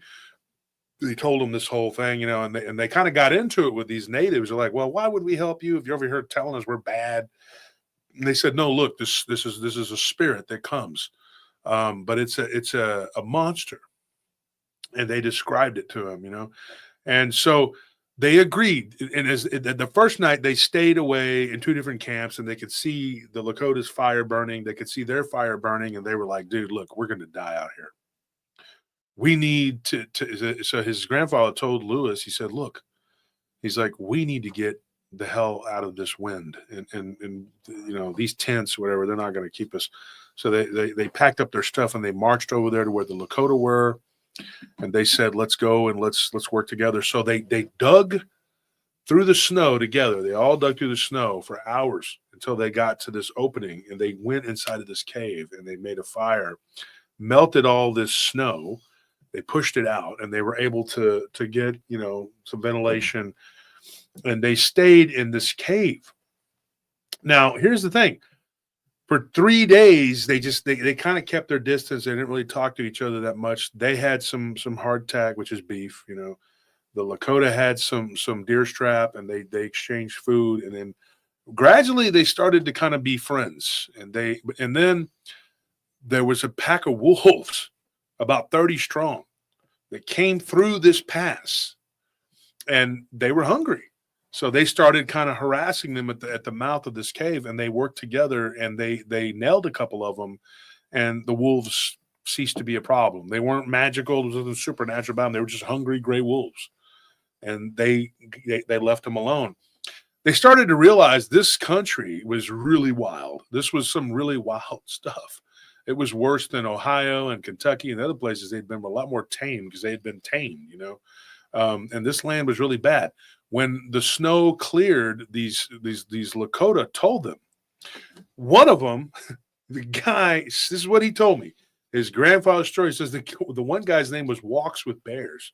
Walks with Bears, right? Very interesting name. So he tells him, he says, look, he says, my dad, my father is a great chief. He's like, and I'm in line, I'm going to be, and he said, if you need anything, if you ever need us or whatever, and he shook his hand and he said, look for me. He goes, I'm in this area. I'm always around, And so he says, great, good. And he says, one last thing. He says, go until you find the bit. There was a place they called the Bitter Waters. He says, when you go to the Bitter Waters, just beyond the Bitter Waters, he's like, there's another cave. You'll see it. Then there's like this giant opening in the ground. He says, avoid that spot. And then he says, but he goes, it's where it's full of gold. That's where the gold is. Mm-hmm. But he told him, avoid that spot. He goes, go there, daytime, get what you get, leave, never spend the night there. Don't stay there. He told him, do not camp there. And he said, okay. So he gave him the coordinates. So when they got out of this jam they were in, they were lucky. It was like everything was falling into place. He's like, look, we almost died, but hey, we didn't. The Lakota didn't kill us, and we made friends with them. And this guy's dad, he's the son of one of the chiefs, and so cool, So they weren't far away from where they needed to get. So late winter, early spring, they get into town or whatever, and there's many little shanty towns there. Think of Deadwood. Right. Mm-hmm. So they get there and they go to this little town, which was, I can't remember the name of it. It was like a goofy name, and he couldn't remember it. It was like Snowdrift or Snowflake or Icicle or something cold, like some kind of cold name. And he was telling me his words, not mine. He was saying, like, I don't know, it was like snow cone or something. He's like, it was something about ice and death, basically. Frigid. And basically like, death sickle or something, So he says they go there and they get to this little it's just a mining camp is all it is. And there's a little hot spring in that area right there.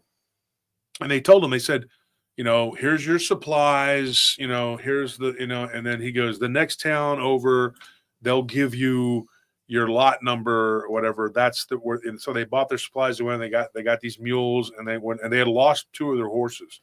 So they needed horses and they had enough money saved up, just to get what they needed, the bare minimums, right? So they get their lots, and they had these 2 lots, and they were looking at the map, and they said, holy crap, that is basically where Walks with Bears tells us, you're not supposed to be. And they said, this is where the people were basically driven away by some sort of monster. There was like this big hairy creature came, which I think that was a Bigfoot. It wasn't just one. There were multiple creatures that had came and basically ran these people off. This was literally right when it first hit, like 1874. This was already almost 1875. And so they showed up in the winter, at the end of winter or whatever. And so he says, we got to try to, tough it out. We can't worry about monsters and creatures and whatever. And they were kind of suspicious because they thought, well, these natives told us that there's some ice monster that comes out of the cold and possesses you and turns you into a cannibal. Right? Mm-hmm. So nothing happened. Some wolves came and we shot them, and that was it. We unalived some wolves. So why are we worried? This is probably just more propaganda, to keep us from becoming rich. Right? In fact, one of them he totally didn't believe any of this. And this was his grandfather. And I can't remember if he had did not say his grandfather's first name or not. We'll call him E. But his grandfather, E, and his brother, and I think he said something about his grandfather's, I could say his grandfather's first name, not his last name. Okay, so Evan was his first name. All right, so anyways, there's some kind of dispute. I don't know what the deal is with that, because his grandfather, the one that told him the story, left him property, Anyways, I told him I'm not going to get into his family's business. Not a big deal. But Evan, his grandfather's name was Evan. Evan and his best friend Lewis, who is one of the other two brothers, they were kind of the ones making the decisions. They were the two older brothers, and they were roughly the same age. And so they said, "Look, we need to figure this out. You take lot 42, you take lot 43. There's these lot numbers, right?" And so they said, "We'll start working on it." And he goes, "And if this ice monster comes, we'll just deal with it." Like they really did not believe this. They did not believe this at all. They also didn't believe that 40-something people were chased off by hairy creatures who apparently were throwing rocks at people and knocking them in the head and killing them. Right? They didn't believe this crap. They were just like, this is bull crap. I don't believe this. And so when they went there, they weren't expecting to find what they found. What they found was a camp that had been completely abandoned. Now, this place was a good 13 miles from the closest civilization. They found picks. They found shovels. They found dynamite. They even found rifles and ammunition. They even found horses that were just kind of wandering around, half starved. And they were like, they found a couple wagons with food that had been rampaged through, with like these crates that had been opened up. And they were like, wow, dude, something did happen here and there were no arrows and there were no like hoof prints everywhere. Like the Lakota were horseback warriors. If the Lakota did this, you would find hoof prints. You find something. Well, yeah, you'd find hoof prints. You'd find hoof prints, and you would find blood and scalps, and you'd find skeletons, and there would be arrows shot through stuff, whatever. And when this happened, they didn't even ask, in Iceville or whatever. They didn't ask them like, "Hey, is any of this true?" Because they didn't believe it. They didn't believe it at one bit. And then they thought, instead of. And the way his grandfather's like, he's like, my dad, instead of taking this as a warning, he was like, this is awesome. Jackpot. We have all these supplies. And we have all these, we have more horses and donkeys. This is great. It's like a SpongeBob moment. Like these people just stupidly left us dynamite and they left us, more supplies. There's food. That's at least some. There's a nice water stream here. And he goes, and then they started trying to tell themselves, hey, this isn't even the place that the Lakota were talking about. There's no cave over here. Well, the next day, Lewis's younger brother, and I don't remember his name, but his younger brother comes back and he says, hey, he said, I was doing some scouting and about a half mile up, going up this path, there's a cave. He goes, and right there to the bottom right of it, there's a giant hole. It kind of slopes downward, but it's big. He goes, and I've seen claw marks, and I don't know what's in there, but he goes, it looks like it was used as like a bear or something might have been hibernating in there. And he said, well, did you, do you think it's still down there? He goes, no, because I threw a big old rock down there. I didn't hear it hit the bottom, but I saw claw marks around it. He goes, and then I saw claw marks on these trees. He said, weird thing is these claw marks were like 9-10 feet up. And they were like, there's no grizzly that's going to be 10 feet tall standing up making claw marks. That's huge. That's like some Kamchatka god bear stuff. What is that? Mm-hmm. So they were just like, are you sure? Because, little brother of Lewis didn't have a camera to go, let me take a snapshot with my Apple here. Look at that. Look, folks, look at these claw marks. Let me do a live while I'm at it too. Wow. This looks like habitation. Definitely bear man. He didn't have that. All he had was his word. And he said, look, you stupid monkeys. If you don't believe me, go look yourself. And they're just like, okay. So Lewis was not a believer of anything. He says his grandfather's best friend. He was just like, I don't believe this.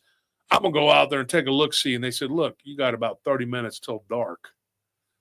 I think we need to get back to our camp. Their camp, that was about a mile away, and it was on the other side of the creek.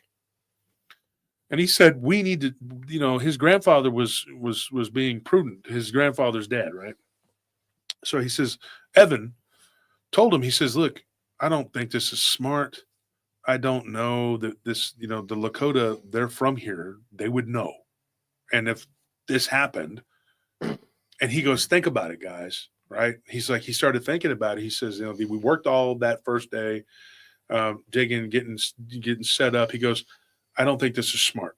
I think we should stay camped a mile, up, down that. They said, no, we should stay here. So we don't got to keep going back. And he said, think about it. Why didn't the Lakota come and take all of this? He's like, why didn't they do that? He said, they even found like money, like money laying around. They didn't find any gold, but they found money. And they were like, this is weird. Like, this is really weird. And they did find a couple of bodies that had been, they were decayed and they were half skeletoned, not with any, they don't know how they passed away or how they died or whatever, but it looked like maybe they had been trampled by horses, like there was some kind of a stampede, because they found hoof prints around the one of the bodies in the mud. And they said, look, this is something's not right here, right? And he said then that first night they argued, and so he says, look, me and my brother, we're going to go stay over here. And the younger brother of Lewis says, you know what? Sorry, brother, but I saw what I saw, and I don't trust this place. It's got a bad feeling. You stay with the Lots if you want, but I'm going to go back with Evan and his brother. So Lewis was very hard-headed. He was just like, well, y'all go ahead. Cowards, go ahead. I'm going to stay over here with all the goodies. And they're like, well, good luck to you. And he's like, and I don't got to worry about nothing because nothing's going to happen to me. He just keeps trying to convince himself by yelling at them as they're going away. Right? That's the image that I got in my mind. Well, as they are leaving, right up on the ridge, they look up and there's like this ridge there. They see two natives like on their horses, like looking down at them. And he's like looking up at them, and he's like, Lewis tells his brother, he says, you think that's, walks with bear? Or he goes, I don't know. There's no way I can't see that high up. I don't know. And he's like, well, one of the things they had was a spyglass, right? And he says, I'd have to dig it out, whatever. He's like, let's just keep going, He's like, if the Lakota wanted to do something, they would have done it. They were just watching them. They didn't go down there at all. They were sitting ducks, if it wasn't that particular band of natives, why didn't they come down there and just attack them? Mm-hmm. They weren't very friendly at that time. They were pretty angry about the stuff that was going on. They were invading territory that was theirs, right? Mm-hmm. So they said, that's odd. Let's just keep going. So they kept going, and they got down to the end of the trail, and then they took off a little ways. It was like an eighth of a mile, and they had a camp there, right? So they set up the camp, and then they hear this god-awful noise, this shrieking, screeching, screaming that just sounds like somebody is being unalived, like all night long. It started right after dark, and it went on and on and on, and they're just sitting there. And he goes, and only one of them had a pocket watch. And he said, and he was looking at his watch, and it was pocket watch he found left, Mm-hmm. And he's just like, he says, dang, it's 3 a.m. This person is still screaming. They haven't stopped. And they're like, you think maybe the natives are doing something to them? And one of the other guys was like, nah, don't think like that. I don't want to think that it could be a person being killed. It's a horrible thought, And so they just went to bed. He said, and then the next morning they wake up, and they had restless sleep because all night long they had heard this shrieking, screaming noise. It sounded like somebody being tortured. He goes, the next morning we wake up. He goes, we had been asleep for a few hours. He goes, his grandfather tells the story to Kane. He says, there were hoof prints all around our camp. Our horses had been tethered. We had 6 of them at that time. We had 2 packs, We left the rest at the camp. We ended up with a bunch of supplies and animals. He said we had 6 of them with us. He said, and there was this hoof prints all around us, like somebody had walked around us with a horse. Mm.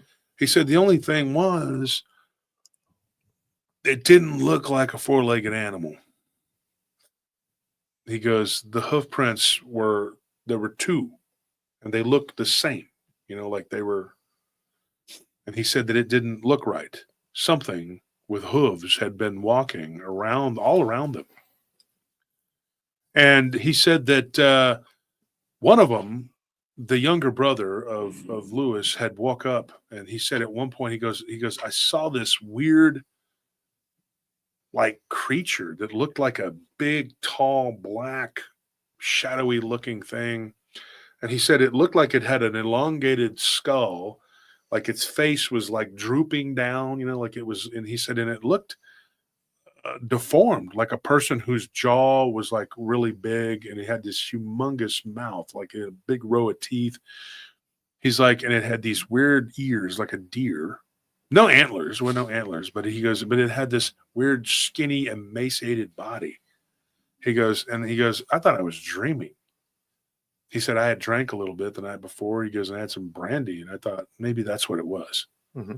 I was just, asleep, and I woke up.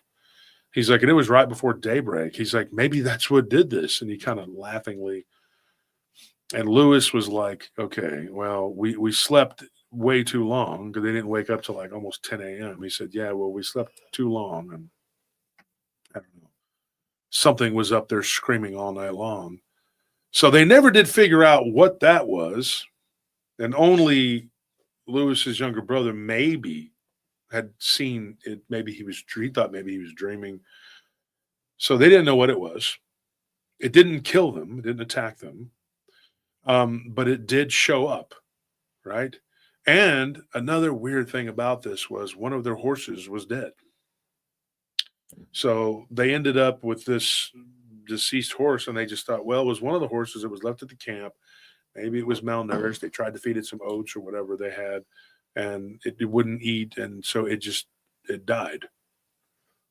And another one of their horses was starting to get kind of sick, and it wasn't eating either. So they were thinking maybe these horses, something's wrong with them, This thing didn't, like I said, it didn't attack them, but one of the horses died. There were no attack marks or something that this thing had done to the horses. Nothing like that at all. So they just chalked it up to the first night. That was weird. They never did figure out whether or not there was a person being unalive, tortured, or whatever, or if that creature was the thing making the noise. They never did figure that out. So they go back to the camp. They get there, and Lewis he's perfectly healthy. He's perfectly fine. He's like, I slept like a baby. I've been up since daybreak. I've been busting rock and over here and panning and whatever. And he's like, they left all their stuff. He goes, everything's here. Get a pan. Let's start looking, So everything's fine. This goes on. Lewis stays there. They go back to the camp for about 2 more nights, and they keep hearing this shrieking noise, and they never do figure out what it is, right? So they get tired of it. So they said, you know what, let's go and let's just stay by the lots. Why are we going back to this camp? Maybe the Lakota were wrong. Maybe they're just superstitious. Maybe they're just superstitious natives. They kind of had this little meeting, and they decided, you know what, we're just being superstitious. Let's quit being, and they totally ignored all of these things that had happened to these other people and these people that had ran and left or whatever. So they go back to the camp, and they just decide to stay there for the night. And he goes, the first night we were there, he's like, Lewis was like, y'all must be bad luck. He'd just gone to relieve himself. But he goes, I just saw the biggest black wolf, with these red glowing eyes, just walking around out in those woods out there.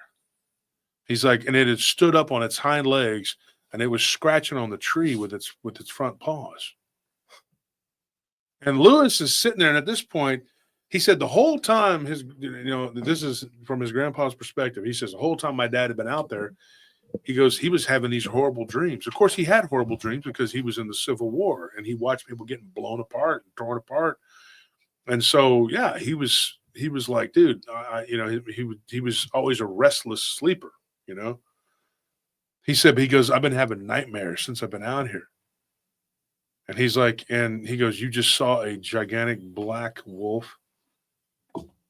And so Lewis's brother decides, hey, maybe this is a good time for me to tell you that I saw something really weird too. And yeah, it was at the other camp. I got up to relieve myself in the middle of the night, and it was about midnight, and I heard this whoo, whoo, whoo, whooshing. I can't do it the way he was saying, but it sounded like kind of like a native, like playing a game, like he was making noise.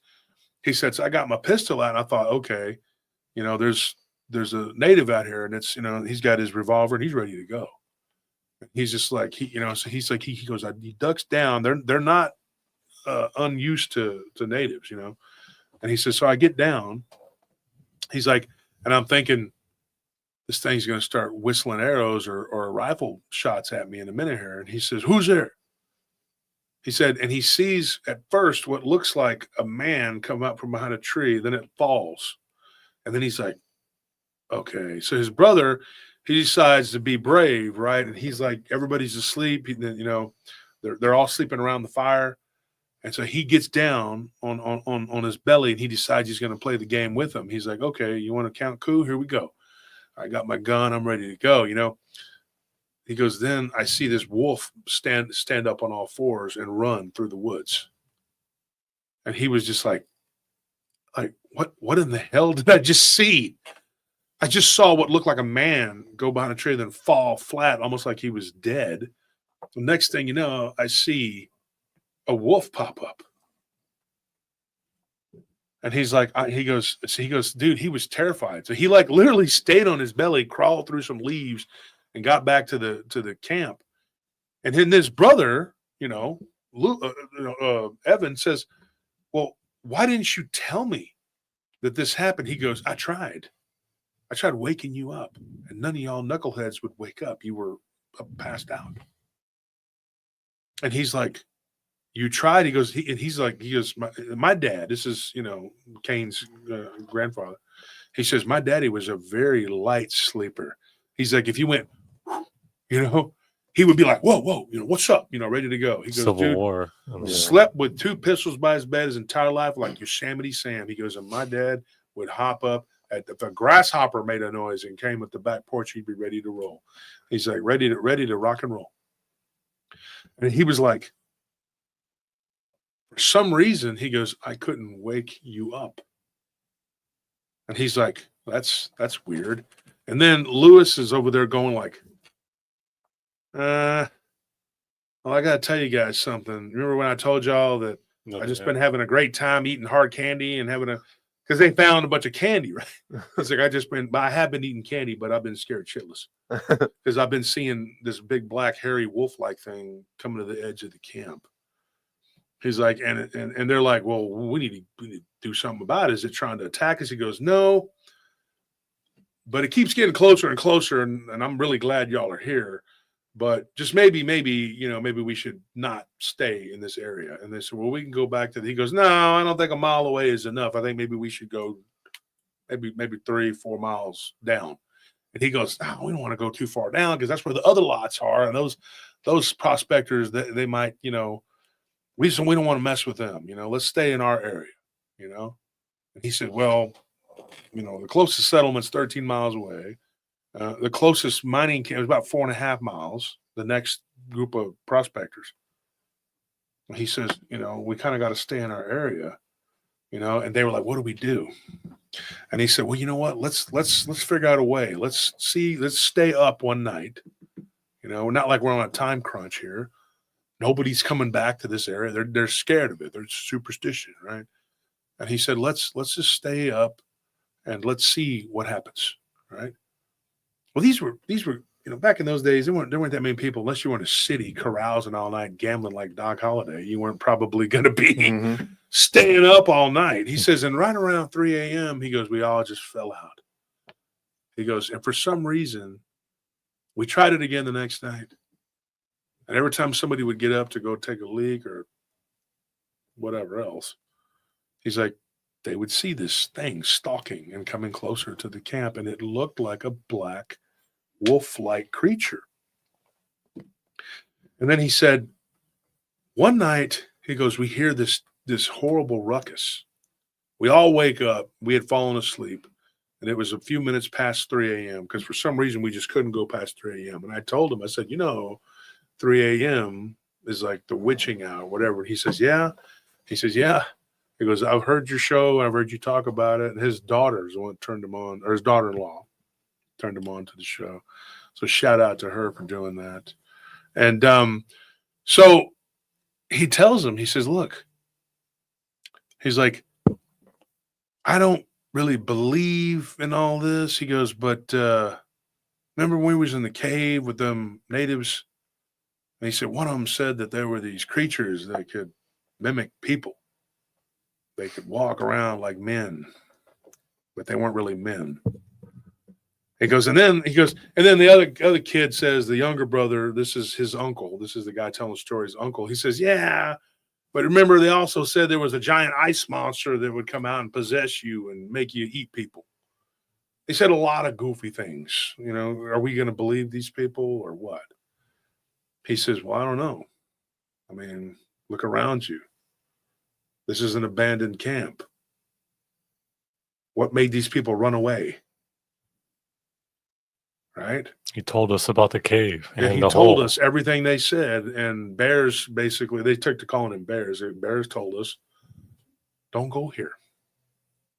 He's like, and if they wanted to kill us, then those two scouts would have went back and got a scalping party, and we would be having to wear hats the rest of our lives. And what do you think? Maybe we shouldn't be here. So they started having this kind of tug of war. While this argument was going on, they hear this like this, you know, and it's like echoing. And they're like, oh, crap. So they pull out their guns, but they're kind of like down on the side of this steep, you know, like down in this ravine. And then it's flat. And then it, you know, that's, you know, they hear it, this whooping cry, right? They hear it again. And they're like, what the heck? You know what that is. That's natives. They're whooping, they're hollering, and they're coming from different directions. You hear it all the time, right? You just keep hearing it.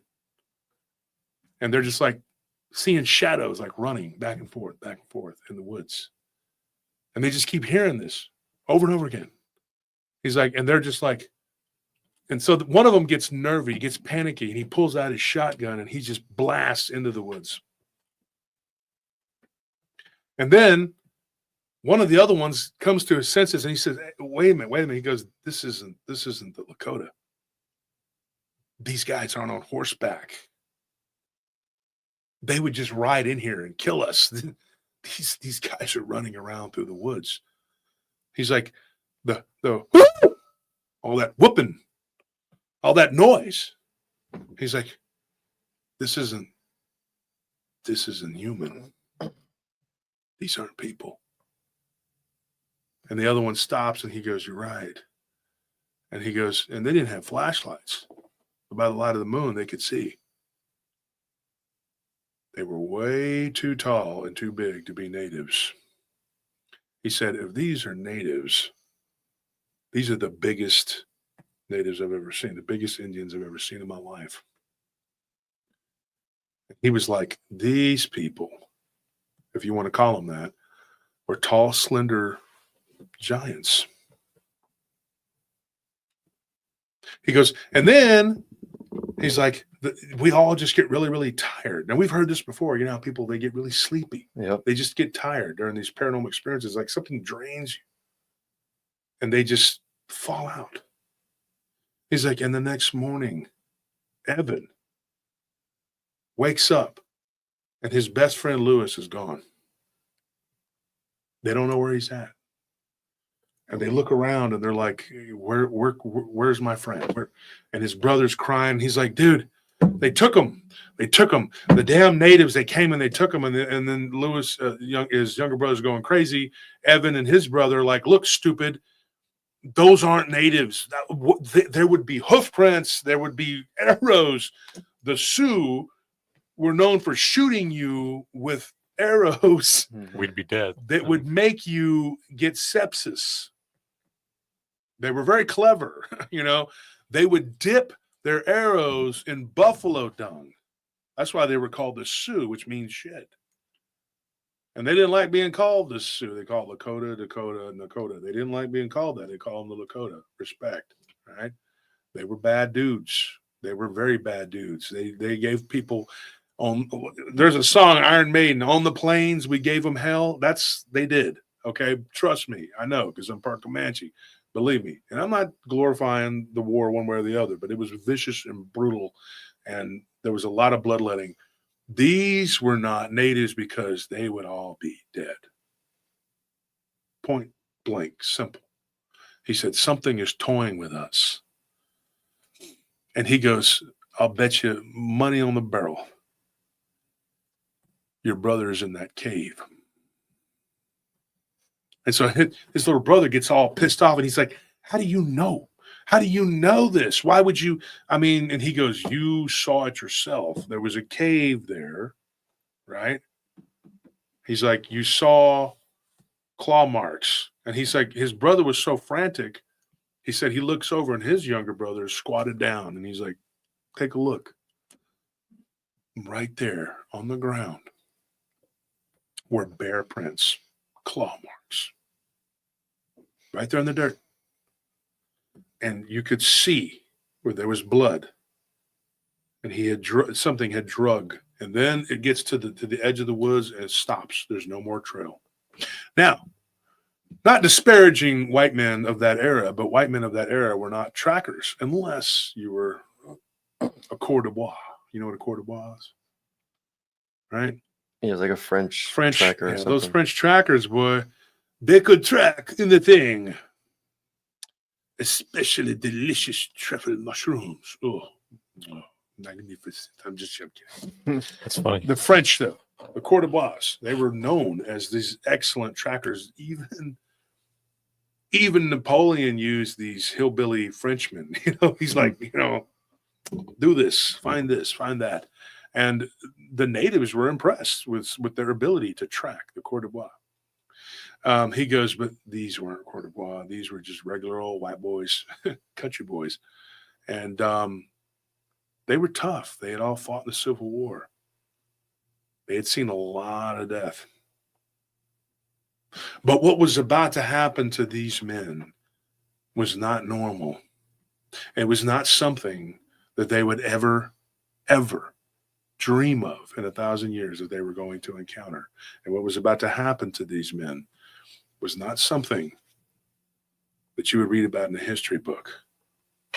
But the Lakota knew. Not stupid. All these people, they go to these, like they'll go to Africa, they'll go to the jungles of South America and they'll be like, wow, these bush people, next thing you know, they're getting eaten by giant spiders. I'm not joking. I'm being serious. Happened in the Belgian Congo in the 1950s. You can look it up. There was supposedly an entire regiment that was eaten by giant spiders. I'm not even joking. And the natives were like, hey, don't go there. And they're like, hey, poppycock, get out of here. We're trying to make it, whatever. And they didn't listen. So bad things happen when people don't listen to the natives. All right? The natives told you, don't go there. Don't stay there. There is gold there in them there hills. But there's a lot of other things too. And it was a very scary prospect. No pun intended. Why do you think guys went and hung out in the saloons and gambled and tried to make money from gambling? Or they just set up stores and sold people stuff to go out into those places? Because they weren't doing it themselves. Or they opened up brothels and or stables, or there were people who had saddleries. They had people that were what do you call them? The blacksmiths.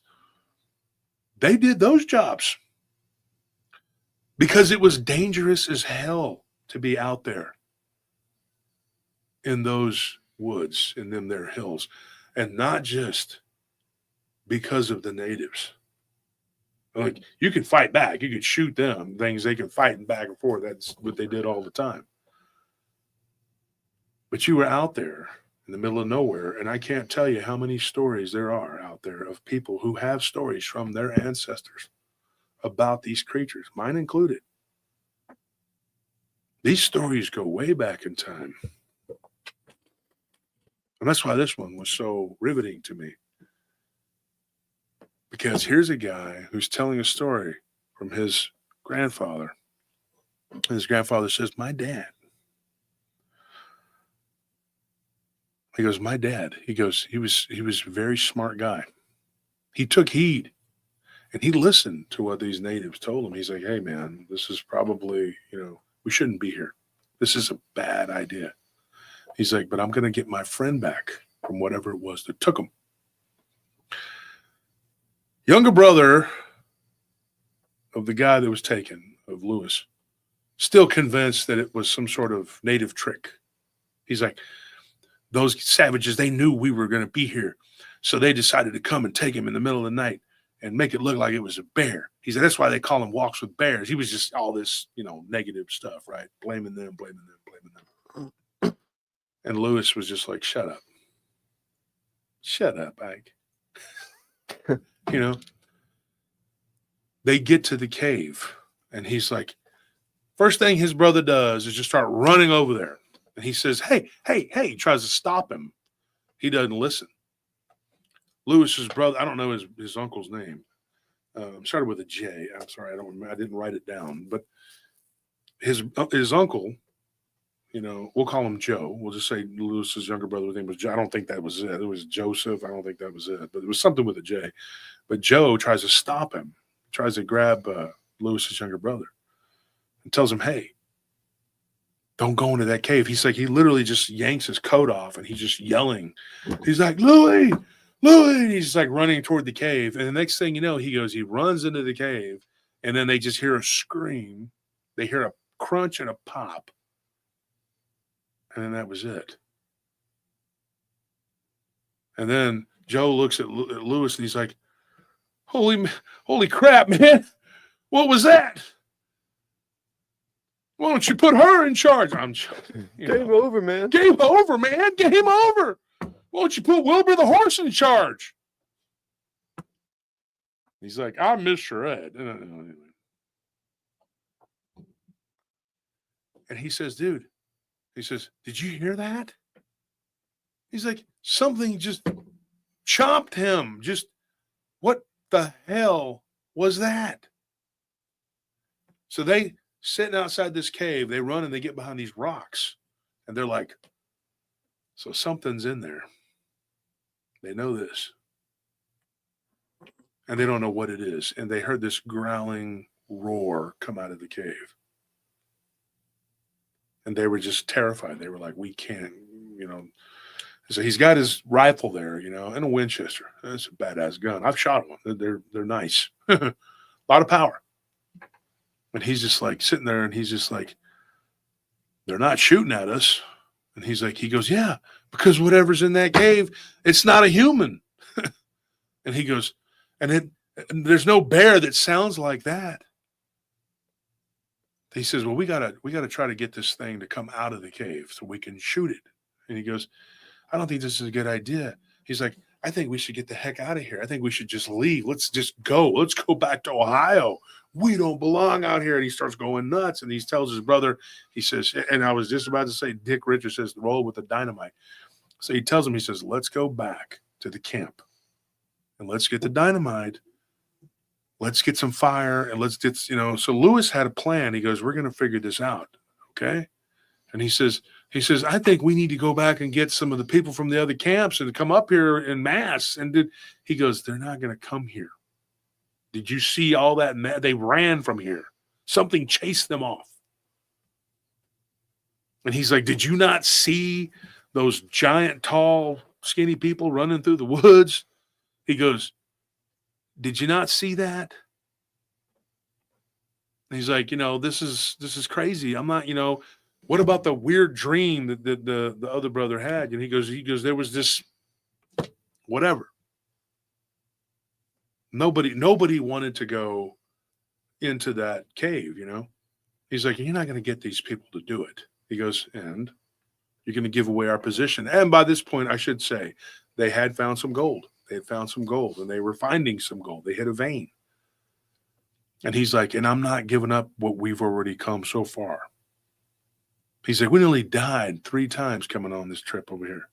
And I don't know how, because, Kane didn't tell me. But he said, dude, we got to go. Get our supplies and come back and kill whatever's in that cave. They go back to the camp. And they started getting their supplies together. They got these donkeys and everything. And then when they got about 3/4 of the way to the cave, the horses started to rear up. The horses started to act weird. The donkeys started to kick and bray and act crazy. Donkeys braying, horses kicking and neighing. He's like, dude, he goes, my dad gets thrown off his horse. Evan looks at his brother and he's thrown off his horse, but his foot's still in the stirrup, so he's being dragged. And his brother's trying to run, kind of parallel, not trample him. Gets the horse under control, and then he gets thrown off of the horse onto this, little, not a ridge. I wouldn't call it a ridge, but there's this embankment there with these trees, And he's like, they don't know what's going on. Why is this happening? And then right there on the trail comes down the embankment this big, huge creature. It can only be described as a bear, but it was grabbing onto the trees like a human as it came down the hill. And then it jumps down in front of him on all fours and then stands right up, upright like a man, with man-like arms, bare head, just an absolute monster of a beast, but with a really rounded muzzle like a bear, but bigger, like more elongated. The way that his grandfather described that his dad had told him, he says, if you took a wolf and a bodybuilder man and a bear and mixed them all together, and maybe some gorilla, that's what it was. And this thing was standing right in front of them. He goes, and the first thing it did was take 2 steps, and it was quick as hell. And it just smacked one of the horses and just turned the head of the horse around, the rest. And the horse was gone, it was like that. Then it went up and it grabbed the back of another horse and was just on top of it, and it took it down. And they were just standing there in shock. He goes, but they didn't just lay there and die like sissies. He's like, Evan, thought on his feet. And he took out his rifle and he just unloaded every round into it. And he goes, my dad made every round count. He's like, he hit it all up in its head and nailed it through the eye. And when it hit in the eye, it stood up and just started flipping out and just going crazy and started clawing at its own face. And he goes, and then the thing just kind of moved its head up and just roared and then just ran down the other side of the embankment and was just grabbing the trees, kind of ape-like, the way that it was described to me, in my words. And then it was gone and down into a creek, and then it was putting water on its eyes. He's like, and Evan didn't stop. He did not stop. He reloaded and just kept firing at it and was hitting it, nailing it. He goes, and he told his brother, get the dynamite. And he said the craziest thing, he said, my own uncle told me this. He's like, I've never seen bravery like that. He goes, my brother was so pissed. He goes, he could have married the love of his life and stayed back in Kentucky. He's like, just across the state line, Ohio, is a beautiful woman that wanted to marry him. And he's like, I'm going to come back rich, baby, and we're going to be, whatever. And he's like, the whole time, he's like, die, you son of a bitch. He's like, just kill it. I'm going to kill this thing. I'm going to kill this thing. I'm going to kill this thing. And he just kept shooting it. And he says, get the dynamite. And the whole time he's like, I'm shooting at it. He's like, and I'm just shooting at it. His uncle told him this, right, with his pistol. And he's like, and I'm guns blazing. And this thing is just getting hit. And it's just falling over into the creek, standing up, falling over. And then it just runs into the woods kind of like a man would. And he said, right before our eyes, he said, this thing got smaller. Not like it was running away, so it got smaller. He says, my daddy told me, he says, this thing kind of it got smaller.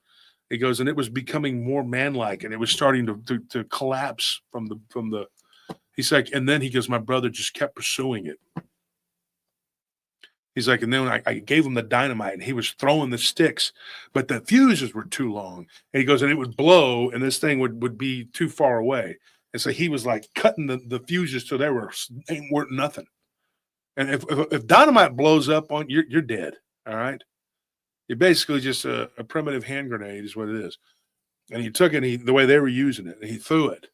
And he goes, and then it blew, boom, right over the back of this thing and just knocked it through some trees and bam, right on the ground. Dead as a doornail.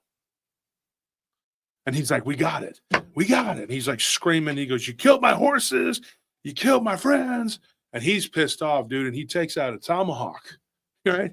He's ready. He had traded one of his buck knives for this tomahawk that was made by the Dakota. And they had used some nice steel. At that point in the 1870s, they were trading for steel. Mm-hmm. They were making tomahawks out of steel. A lot more deadly. And he's like, that thing was sharp as hell. And he goes, he runs up on it. He goes to like just cut its head off, get rid of it, kill this demonic demon, whatever the hell it is. The thing, whatever it was, it chased all these people off. He was convinced it was this. He's like, and he gets over there, and there's nothing but a skin. He starts hitting it. He's like, and then Joe's like, he's like, hey, Evan, there's nothing there. He's like, whatever was there is gone. You're just hitting a bear rug, a throw rug. He said, and the crazy thing was, he goes, this bear skin, below this bear skin was this like goo that was kind of bubbling out from underneath.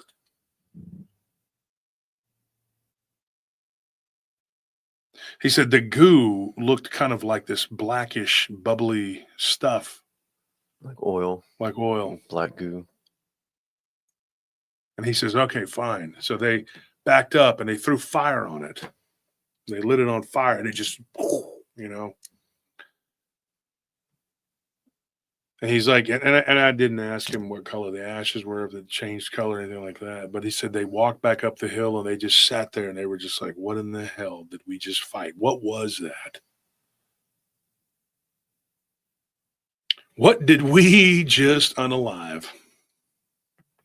He said, and it was the only time, his uncle said, it was the only time I ever saw my brother cry. He said, when our dad died, he goes, I thought he was going to cry, but he didn't. Our other brother cried. He goes, but Evan didn't cry. Evan was the oldest. He was the toughest. He was the bravest. He was like, he didn't. And he says he just sat there with his head down, wearing his old gray coat. And when he said gray coat, I'm thinking maybe that's from the Civil War. Maybe he was a Confederate. I don't know. But he said he was just sitting there in his old gray coat, just down with his head down. And he stood up and he says, okay. He said, let's go to the cave. So they walk the horses the rest of the way. They get to this cave where this awful popping, messed up noise was, right? And he goes, we walk in, we're very careful. He says, my daddy told me, we were very careful. He's like, we had our rifles out. We're ready to go. He's like, back then, they weren't like using pump shotguns, like they had double barrels, things like that. He said the double barrel was slung, or his brother's rifle was slung over his shoulder. And he said he had double barrel ready to go. He said, buckshot. He said, if you see something move and it doesn't look like our friends, kill it. So they go walking through this cave, and he goes, they see right to the right when they first walk in, not too far in, and they see Lewis's younger brother, or what was left of him. So he was gone. They hear this noise coming from the back. and they hear this. I don't know if I'm doing that good correctly or not, but it was a, you know, it's a sound bite. People are going to make fun of it. I don't give a shit. Do what you want to do. Okay. But that's what it sounded like. And when he would do the noise on the phone, it sounded a lot more better than I could. He said, I've been practicing this my whole life. He's like, my grandpa taught me this. It was this war cry that he could hear, right? Dee's already laughing. Got to break it up with some humor, right? This is pretty gruesome stuff, right? It's St. Patrick's Day. What isn't it? What is it? What is it? Tomorrow, right? Great. These guys were Irish, so you know, at least they were Irish and Norwegian or something like that. That's what he said. But they hear this. It keeps coming from the back of the cave, like this echoing, and he's like, they're looking at each other, and they're like, it sounded like something imitating a native, right? You know how the natives would imitate animals, but this sounded like something trying to imitate a brave, right?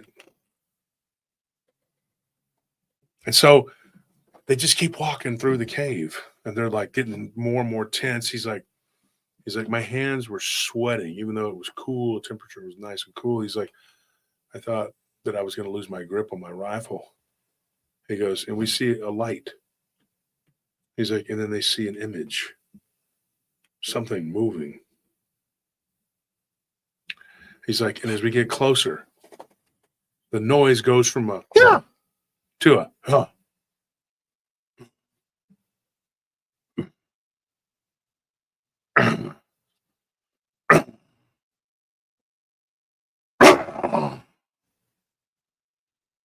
And they're like, they stopped in their tracks and they see this shadow kind of move from this fire.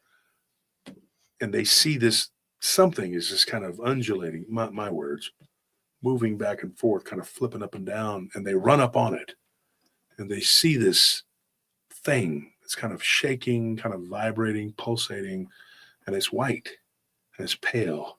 And it's got these pink veins running all through it.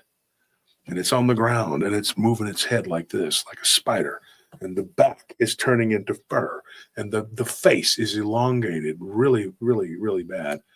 And it's just like, and then the next thing you know, this hair just goes, pow, pow, pow, pow, and it's everywhere. And then it starts to stand up and they're looking at it and the eyes are rolling like slot machines, right? My words.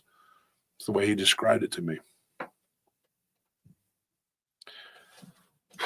And the way that he told me this was really good, but like I said, he talks really, really fast, and I was trying to keep up.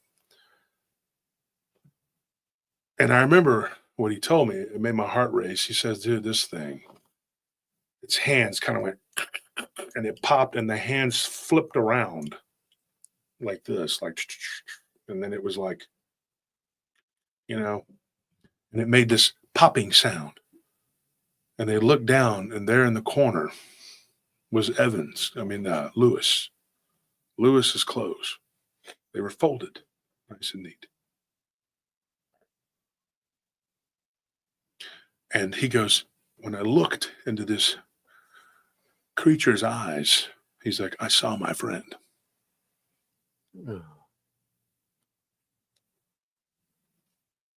My friend was right there in that being, whatever that was.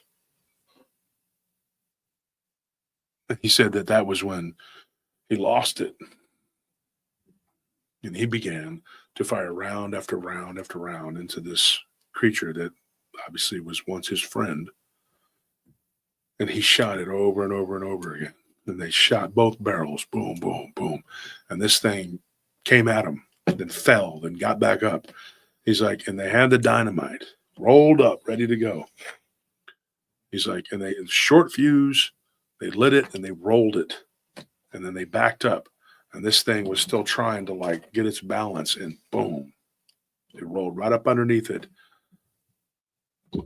and just blew it in 4 different pieces.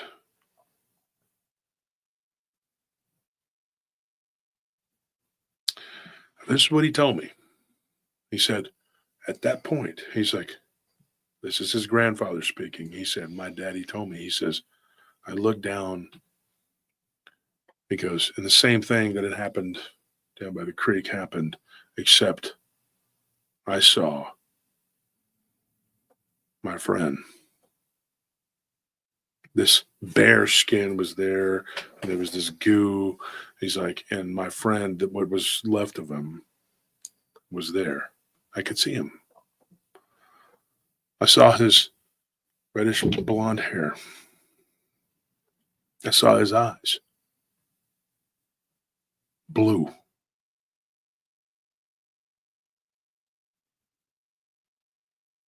And he's like, at that point, he's like, I just threw my rifle down.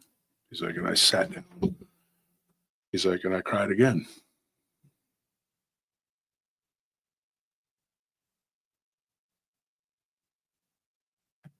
And he's like, I killed 2 bears that day that weren't bears. They weren't people. He goes, I don't know what they were. He goes, and as far as the weird hoofed creature, we never did figure out what that was. He's like, and those shadowy, tall, wolf-like things running through the woods. He goes, I don't know what that was. He's like, but I know that that area was cursed. And there was something evil there. He said, and I'll be damned. He goes, we get on our horses and we left everything behind. We took the gold that we had harvested. It was enough to get us back home and enough for us to get a nice little spread in the house. He goes, we probably could have made it rich. He's like, but no way was I going to stay there. He's like, the Dakota were right. There was more than gold in them their hills.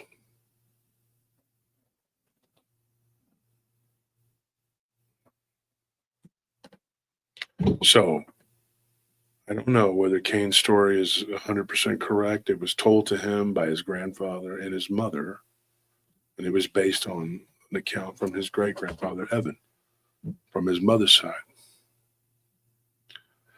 He made it back to Ohio, and tragically, the woman that he loved had passed away. She had scarlet fever, and she died while he was gone. But he found another woman. And he ended up moving to Ohio, and they put down roots, and they ended up, whatever. This story actually is very similar to the one I was told by the people from Leander about this creature that would come and terrorize everybody in the logging camps. See, I believe, and this is me talking, that these creatures have been with us for a long time. Shape-shifting, mimicking, or whatever you want to call it. Duplicating. They replicate, just like evil. An evil person spreads a rumor and they replicate with others, and they just keep doing it and keep doing it, and they just keep going.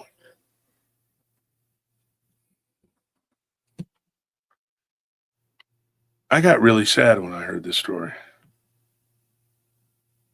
Especially when, a man telling you starts to get kind of choked up when he hears this. He's like, that was his friend.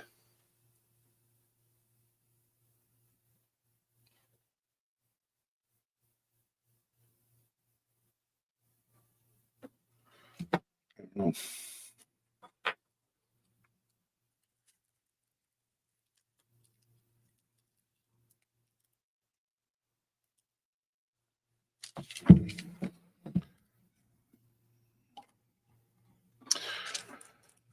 And the people, they always seem to say the same thing. Well, the natives told us maybe we shouldn't be here. Mm-hmm. There were certain areas that the Comanches didn't roam around. And in fact, the area just north of here, known as Cedar Park, they didn't really hang out in there too much. You don't find a lot of Comanche artifacts there, do you? That logging camp was probably a prime hunting ground for something. But yeah. So these two brothers, they made it back and they tell this wild tale. But over the years, there have been stories coming out of those areas of weird things. The Lakota had legends and stories about them. They had legends. They were like, there are people who stand up and walk around and they look like wolves. There are people who stand up and walk around and look like bears. It was just a thing for them.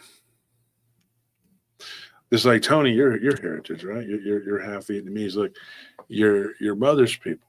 Mm-hmm. There's a cave in Vietnam where tourists go. Mm-hmm. But the Vietnamese locals are like, nope, have fun with that. And not too long ago, somebody snapped a photo of some blackish reptilian-looking creature standing in the darkness, staring at people. Well, that's probably why the locals don't go there. Probably haven't been there in generations because guess what? They're smart. They know it's there. You know, during World War II, my grandfather, and one day I'm gonna do a show and I'm gonna repeat some of the stories that my grandfather gave me. Me and Anthony and Nellie and Maddie were driving around the other night down by the lake, and we revisited the site of the Goatman sighting on the first episode we ever did on Paranormal Roundtable. There was a young lady who had gone into the restroom in one of these parks out in the middle of, by the lake, out in the middle of nowhere. And this goat-like creature comes in there. There was another guy who used to work for the LCRA who told us a story, a crazy story, about some creature there by the water treatment plant. He's no longer lives in Texas. I don't blame him. So we drove out there and we were talking, and my grandfather, he had a ton of these stories. And one day I'm just gonna do an episode of what my grandpa told me, some of the crazy stuff. But he told me very nonchalantly. Like, he was not like, let me tell you a story. He just came right out and said shit. He didn't care. He did not care. And Probably wasn't even like a mystery to him. It was just something bothersome. yeah, it was just trouble. I had to deal with this. He was just one of those guys, one of those people, a non-giver of the F word. And he told me things, weird things. Sometimes I thought, man, this man's crazy. But he knew what he was talking about. He was one of those people too. When he spent a lot of time down in Mexico. My grandfather was a white man. I'm talking about my white side. And he would tell me, he's like, when the locals tell you to stay the hell out of an area, stay the hell out of an area. It's not hard. They know what they're talking about. When my grandfather was in World War II, there was two guys. My grandfather saw a dogman, by the way. I've told this on the show before. It was near Alexandria, Louisiana. About a half dozen of my friends, my brother's in the chat, he can tell you this. A Scorpion could tell you this too. They all know this. My grandmother had told that story many times. It was a hyena-looking type creature, but it was wolf-like. But it moved like a hyena, but it stood up. And it was near Alexandria, Louisiana. My grandfather also claimed to see these coyote-looking little smaller things that could in Pinto Canyon near Candelaria when you're going outside of Marfa. I'll take you guys there when we got to Fort Davis, Val Maria. I'll take you where my grandfather handed me a 38 and said, if one of these little bastards comes running up to the truck, shoot it. And I'm like, what the f are you talking about? I'm 8 years old. I can barely hold this gun. 38 special. I'm like, Papa, I used to call him Papa. Papa, I don't think this is a good idea. He goes, he's chewing tobacco. You know what your damn problem is? You're like your daddy. Probably smoking dope mixed with goat shit. And I'm like, he's like, just shoot it out the window. Okay, I'm thinking like, oh, he's telling me right now to shoot it out the window. So I'm like, bam. And my grandpa's like, not now, you stupid son of a bitch. If we see one of these little fuckers, then you do it. It's going to ricochet off the rocks and hit you in the head, you dumbass. And then he had this plug tobacco. It was this brown with you could black. It looked like a fig Newton, like a cookie. And so I was a kid. And my uncle SD, that's my grandfather's uncle. He was the one that had the thing with the McCulloughs. Go watch the episode Besieged by Bigfoot. Isn't it Besieged by Bigfoot? Yeah. Or is it Stalked by Sasquatch? Is it Besieged by Bigfoot? I think it's Besieged by Bigfoot. The McCullough family, right? So he goes, I said, Papa, what is that? My grandpa says, that's chewing tobacco. And I said, oh, okay. I was a little bitty. I had 5, 6. SD, he always had that cigar. And he's like, and one eye was always, his eye was messed up. He's like, go ahead, take a little bite of that. It tastes like chewing gum. They're delicious. Smoking that cigar. My grandpa's like, he doesn't stop him and say, come on, Uncle SD, that's not a good idea. He said, oh, yeah, go ahead. I started chewing when I was 7. He has no teeth. That's why. He has no teeth. And I'm like, okay, but you're going to need this. He whoosh, big old buck knife. He just whoosh, hands it to me. I'm 5 maybe. And like, I'm whatever. I have a nasty scar on my thumb that's still there to this day. I didn't cut myself that day. But I was in 1st grade, and my grandpa just handed me his knife, and I went to cut something, like whittle some bark or something, And my before my mother and dad could even say, JD, I don't think that's a good idea. He's handled my knife before. He used to cut the chewing tobacco out all the time and chew it. I'm like 6 at this point. I'm looking at my parents like, I don't think I was supposed to do that, was I? And my grandfather loved when I'd cuss. He taught me to cuss.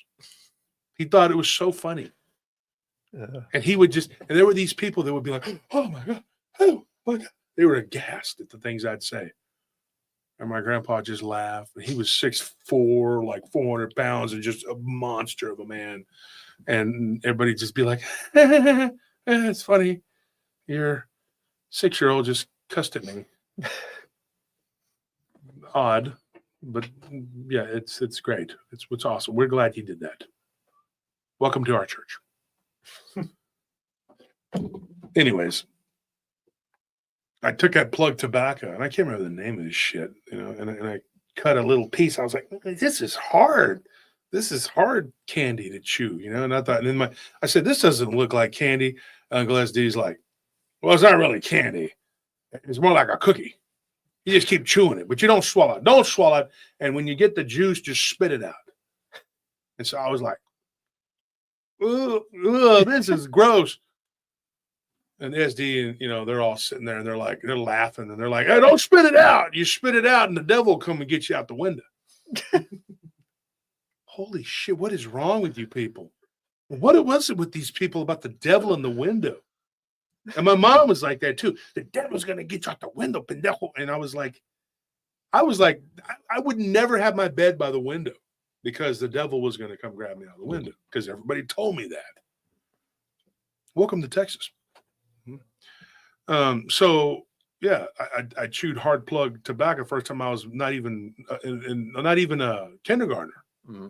I was maybe 4 or 5, And yeah, good times. It wasn't Red Man. It was something else. Uncle Bill, he chewed Red Man because I used to chew that with him too. So hell yeah, by the time I was 15, 16, I was addicted to dipping snuff. Yeah. One of these yokels was like, I don't even think he's from the country. Really? You don't think I was from the country? Yeah. I was slapping bulls' asses, dude. And hijacking my neighbor's goats and horses with my granddad. My grandpa would be like, they came into our land now, that's ours. And my dad and my uncles have to be like, no, that's not how that works. Okay?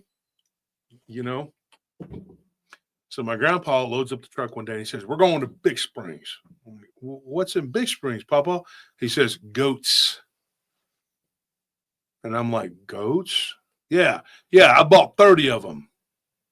Well, bought.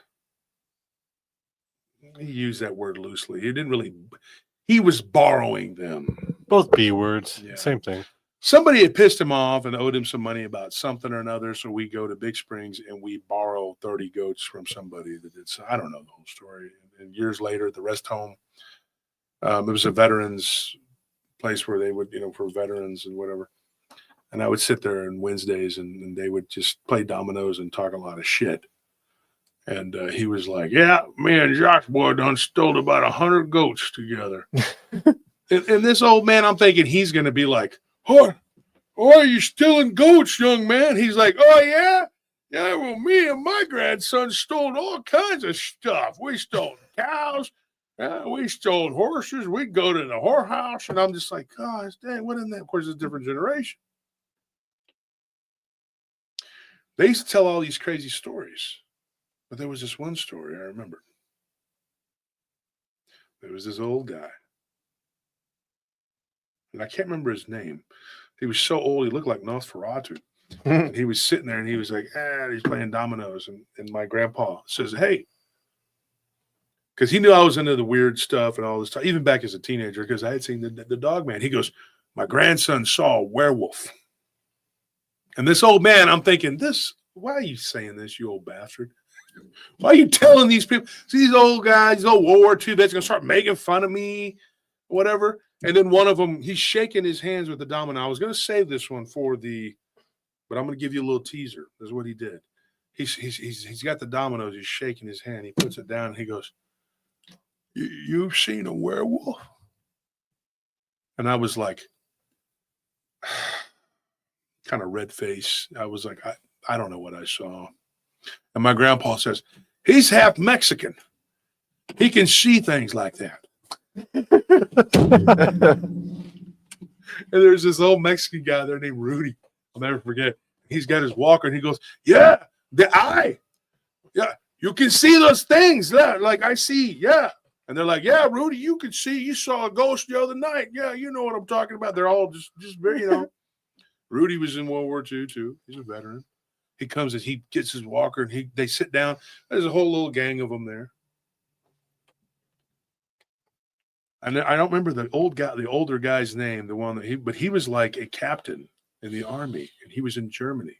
He said after the war, he was moving his magazine. He was kind of like, and he goes, they sent us to the Black Forest. He's looking at me, he doesn't break contact with me. He says, I was a captain in the army. And Germany had been defeated. They were worried about the Red Army and that they weren't going to leave. So they kept us there for months. He's like, and so we were in the forest in Bavaria. He's like, and the Germans there, they were defeated, but they were nice to us, they were decent folk. And he says, and one of them, a real pretty young lass, and she told me, she says, don't go into those woods after dark. And he says to me, he says, you know why? And I made a joke, I'm stupid. I'm like, Nazis. And he goes, no, werewolves. Yeah. And I'm like, I was thinking like the remnants of the SS units or something. Maybe the Red Army was in there because people don't know this, but the Red Army and our army traded punches. They did. They actually killed each other a couple times during some shooting. And they did everything they could to try to keep them apart. But the Red Army was raping. And I'm not joking. They were communists. They were savages. I know this because all these old timers told me. White, black, Hispanic, all of them that were there. They saw it. And they were told to stand down and not interfere. But some of the soldiers kind of did some what do you call vigilante justice on their own when they'd catch them raping the German women. The Soviets were animals, monsters. I'm not even joking. The things that they did would make you vomit. I was talking to a guy from Belarus yesterday at the gun show. Soviets, not good. But this old man, he sat there and he told me this. I was 17 years old. It was 2 months before my grandfather passed away. And I said, werewolves? And he goes, well, you've seen one, haven't you? They're real. And I said, yeah, I saw something. I don't know that it was a werewolf. He goes, it was a werewolf. He said, and after the war, the Soviets were trying to round up the German werewolves so that they could use them along with their werewolves. And I'm going like, what in the F is this guy talking about? I saw what I saw, but he's talking all this, and this is one, I've told you all this before. Mm-hmm. And I look at this guy and I'm like, what are you talking about? And then he just starts laughing and he goes, domino. And everybody kind of starts laughing, and I'm going like, was he joking or is this? So he rolls his wheelchair back to his room. I'm pushing my grandfather and I said, can you get this guy? I forgot his name. Started with like an R, but it wasn't a normal name. Ricardo. Rigby. I don't know. But anyway, he said, my grandpa snapped him. He says, hey, and he turns around and he says, yeah. And he says, my grandson has a question for you. So I walked over to him, and I'm standing there and I'm saying, I'm going to ask you a question. I was like, what do you mean that they were taking them and they had werewolves and there's this other werewolves? And what are you talking about? And he goes, oh, I was there. He's like, and one day he's in the hallway. He goes, push me outside. I'm going to have a smoke. And I'm like, this guy's like, you probably like shouldn't be smoking, I mean, just, he goes out there and he takes it. He doesn't, they love this. Old timers love this. He takes out that bugle, bugler, and he's over there and he's like rolling it. And I'll never forget this. He looks at it, he goes, I wish there was something green inside of this. And he looks at me like I'm going to have some, And I'm like, well, no, that's my dad's generation there. He goes, yeah, they're a bunch of dope smoking hippies. That's the only good thing about them is that they had some dope. And he goes, can you get some? I said, no, I'm not. He's like, well, you got all them muscles. You probably don't do that. He's like, but I'm in a lot of pain. I don't give a shit. And he's lit it up. My grandpa goes out there and my grandpa's chewing it, but he's not supposed to be chewing tobacco. He's chewing, he's got no teeth. And and I'm just like, you're not supposed to have that, granddad. You got bad high blood pressure. I don't give a shit. He goes, I'm going to die the way I'm going to die. And he did. He went on his terms. And I'm sitting there and I'm listening. And so he starts telling the story. My grandpa had heard it before. And he goes, tell him about the werewolf, whatever. And he goes, your grandpa's seen them before. My grandpa shakes his head. He said, yeah, Louisiana, Alexandria. I saw something. Just like me, I saw something. I don't, it was a wolf-like being. And this old man says, he goes, I go outside with one of the corporals because he hears a noise. He's like, we had these barracks that were basically just log cabins. He goes, and they had divided up our unit. He's like, and there was a major that was there. He had come down and he was giving us a bunch of shit.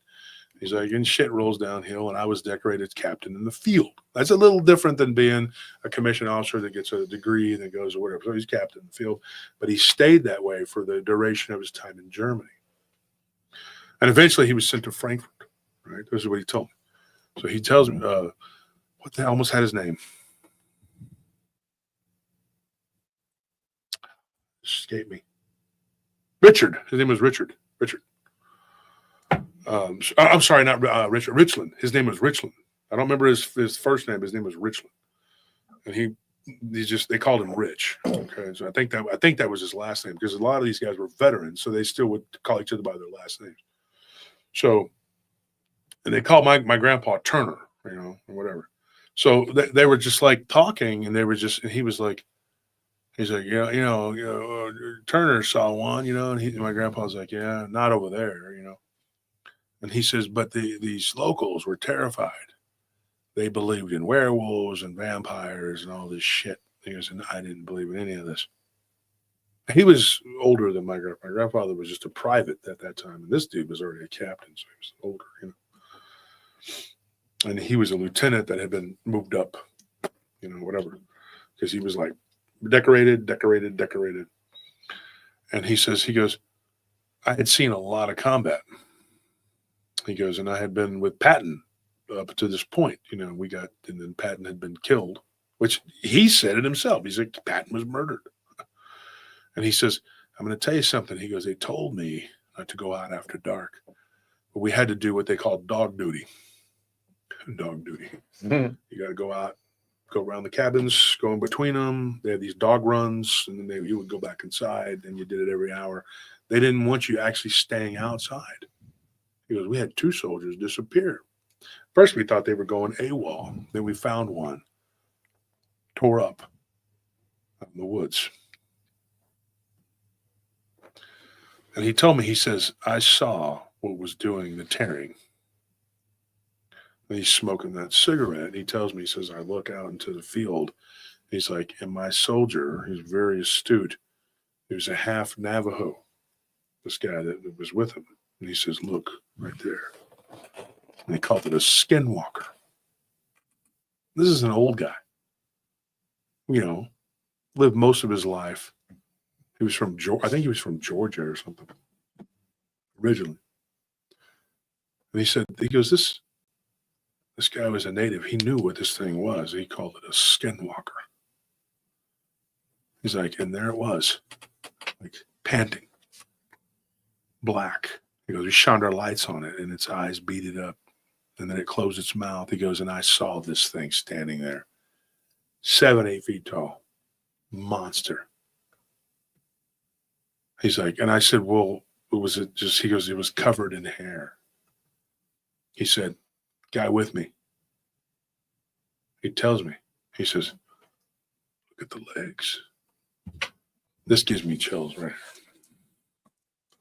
And like I said, I was going to tell this story on the episode just about my grandfather and all the stuff he told me. I'm still going to do that. But he says when he looked at the legs, the pants, it had pants. Like the bottom of the BDUs of a German soldier. And he said, I don't remember what he called the guy that was with him, but he said, he told me, he's like, skinwalker. He goes, he goes, I had this Luger that I had traded for. He's like, and I wanted to shoot it so bad. He goes, I raised it up, and he goes, and my friend, he put my hand down. He goes, it won't work. He's like, we got to get inside now. He said, for the duration of that, he goes, we just wrote down all clear on the log. Nobody went outside. He's like, and when the high command came down, they were like, are you doing your rounds, your dog runs? They're like, yeah, we're doing them. He's like, I lied.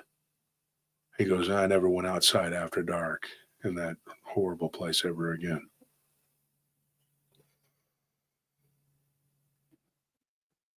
So, been keeping that one in my back pocket. My grandfather had others too. He saw this weird thing one time when he was in the back of a truck hauling watermelons. I think that one was, that was in North Carolina. The thing he saw on the back of the truck. I always thought my grandfather might have had the eye too, and that's probably why I ended up with it, because it was probably on both sides. Yeah. And my grandfather probably just didn't. He just thought this is the way the world is. It's jacked up, And so anyway, that old man, Richland, told me that story. And it's funny because it's not funny, haha, but funny, similar, weird. Him and my grandfather died 1 month apart. My grandfather died 2 weeks, almost 3 weeks after that. And then exactly 1 month later, Richland died.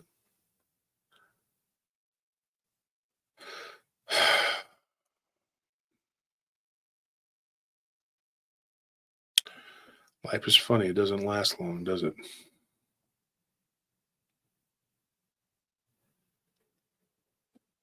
My grandfather used to tell me, don't read the Bible, it'll make you crazy. I used to think he was nuts for saying that. But now I know that in the wrong hands, the Bible does make people crazy because they don't know what it means or what it says. They read it and don't understand it and then misinterpret it and think and start and do all kinds of stuff. Yeah. What did he see in North Carolina? Well, that's a story for another day. So if your name is in green, yeah, Chris Guthrie, you have any questions or anything you want to ask? If your name is in green, tell me you haven't won so you can win. And hasn't it been fun lately? In PRT News, it's been so fun because these people, they watch everything I do. You're watching me right now. I know you are. And they're going to pick apart every little thing. And they're going to go, did you notice that Josh Turner's face is fatter than usual? Did you see that? Did you see him being fat? He hates being fat. And I'm like, As opposed to what? no. Look. I told this the other day. I showed a friend of mine, an old friend of mine, works downtown. He's been busting his ass because we had South by South shit down here, right? And I said, look at the shit these people say. And he was like, he goes, don't you hate being fat? Who wouldn't? As opposed to what? Liking being fat? Like, I love to be fat. Come on, guys. It's a great day to be overweight. Let's be fat. Start your day right with a big old chocolate shake that's just made of ice cream. Let's see if we can become sumo wrestlers. What's funny though is I don't think you guys know. I don't think you've been paying attention. I don't know. But the people that are saying this are fat people. Mm-hmm. They're really fat people. And they're very unhealthy. They're not in shape at all. And they hear the wind on the lives that we do, and they're like, he's breathing hard. At one point today, when we did a little live stream earlier before the show, when we were out running around where there had been some Dogman and some Bigfoot activity. And Anthony walked by me, and I'm not even joking. You were breathing because we're walking up a hill, and Anthony was breathing. So I put the phone away from me because I didn't want them stupid ass people to try to say that was me breathing there, because it wasn't, because I'm not out of shape. But you are. You're very out of shape. That's ridiculous. And another thing too, I'm like, dude, I'm not even going to get into it, but it's so hilarious. Just you got to join PRT News if you want to see what they're saying. And Nelly and Maddie, and especially Nelly, just goes, they roast these people, like absolutely roast their balls, folks. I am not joking. They absolutely, it is so hilarious, dude, the stuff that they say. They say the most ridiculous things, and I laugh so hard. I laugh. All I ever do is put a laughy emojis on there because it's dude, it is hilarious shit, man. And then our people say the funniest, the thread with the oh my god, where's my phone? Here you right here. I got this is hilarious. Straight Viking goes on there, makes him the. Hold on, he made a meme earlier that Nelly sent. Sorry. It's hilarious. I still funny. can't stop laughing at it. So funny, the shit that said, oh god, I would hate life if I was them, because you hate somebody so bad, and all that's happening is that you're just getting your balls roasted. Like, Maddie's hilarious. People's balls on an open fire. That picture she made. Oh my gosh, dude. Yeah, I just saw those two. Okay, let's see here. Here's one. Let's start with this one. Josh T went for a walk on his show. The most dangerous thing is him having a heart attack or stroke while walking out there. Dude can't even get his breath. So if you've listened to the me go out and do the whatever, you know that's bullshit, right? Okay, so that's one. That's not even the funniest one. They went after a bunch of people. They've gone after a bunch of other people too. And then another one, he says, and Josh Turner goes behind a paywall. I knew, and he put a pig face. I knew the pig would. I called it. It's about money and numbers to him. 6 years. 6 years, dude. And never went behind a paywall. And I'm still not telling stories behind a paywall. So that right there was a bunch of comments, 83 comments on there, and they weren't on me either. I don't even. What's so funny about this too is like I hardly even say anything or retaliate on these people. I don't even give a shit. Like I have to be told, hey, go check out what was being said because I got a lot of things to do. I have to run businesses. I don't have time. But this is hilarious shit, man. I'm telling you. And then this is old roofer boy here. He says, Josh T on Paranormal Round Belly telling everyone about beating this big man up. I know Josh personally. You don't know shit, dude. The only one in that group that knows me personally is Mr. Fisher and Puffington. And they're both fat asses. Right? And one of them is just like he's got dementia or something. I don't know what his deal is. And the other one's just a sicko. But what's crazy about this thing, it's funny to me. It is so hilarious because he says here, he goes, he is no fighter and a big crybaby that would call the law immediately. If his jowls are moving, he is lying. The funny part about that is they don't know shit about me. They say they know me personally. You really don't know me. I did everything I could to avoid being around you as much as possible. It's just unbelievable, the stuff that these people say. Now, there's one. There's one on here. Try to find it, and it is so freaking funny, man.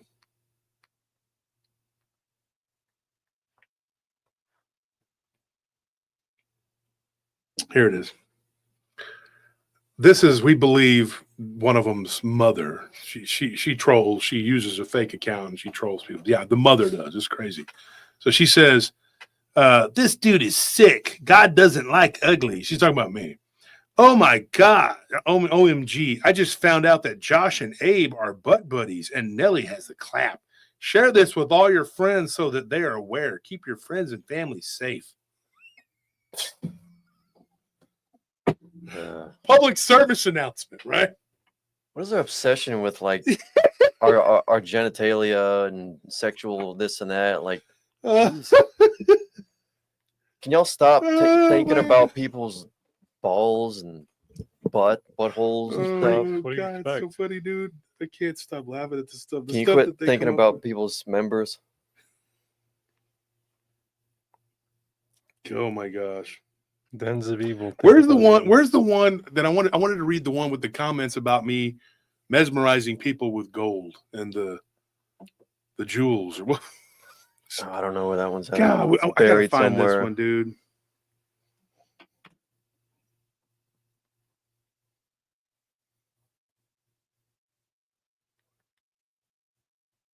Oh my gosh! I wish I could find the one where they say that. It is so hilarious, dude. So what basically in PRT News, if you want to laugh your ass off, folks, go join PRT News, and all you got to do is just, we don't post things talking about, we just repost what they say, and the paratroopers do the rest. I mean, it is comedy gold. I sit there and I laugh and I laugh and I laugh and I laugh, and it is so freaking funny. The stuff that they say is freaking hilarious, dude. You cannot buy entertainment like this. And these things get lots of comments, folks, just absolutely roasting them. Here's one. So here's one. This isn't the one with the, I'm looking, if you can find the one where Shade Viking talks about being hypnotized and how he was shriveled up or whatever. Yeah. That one's hilarious, dude. Here's one here. I'm pretty sure this is old Ike here. He says, Josh, you're full of nonsense, and I know you're into comics, baseball cards, and toys like G.I. Joes and Transformers. You're always in a fantasy land making up pretend story encounters. You're afraid to venture deep into the woods, so just admit it like he does. He goes around his own property, throwing rocks and saying it's Bigfoot. Okay? He says, you're afraid of going into the woods, so just admit it. Meanwhile, Abnormal Investigations is gaining in popularity, and Mike's following is growing significantly. You, on the other hand, are struggling to get support for your Patreon. Your health doesn't look great, and you constantly seek approval from Anthony. He's like, you have deep-seated issues and an apparent need for attention.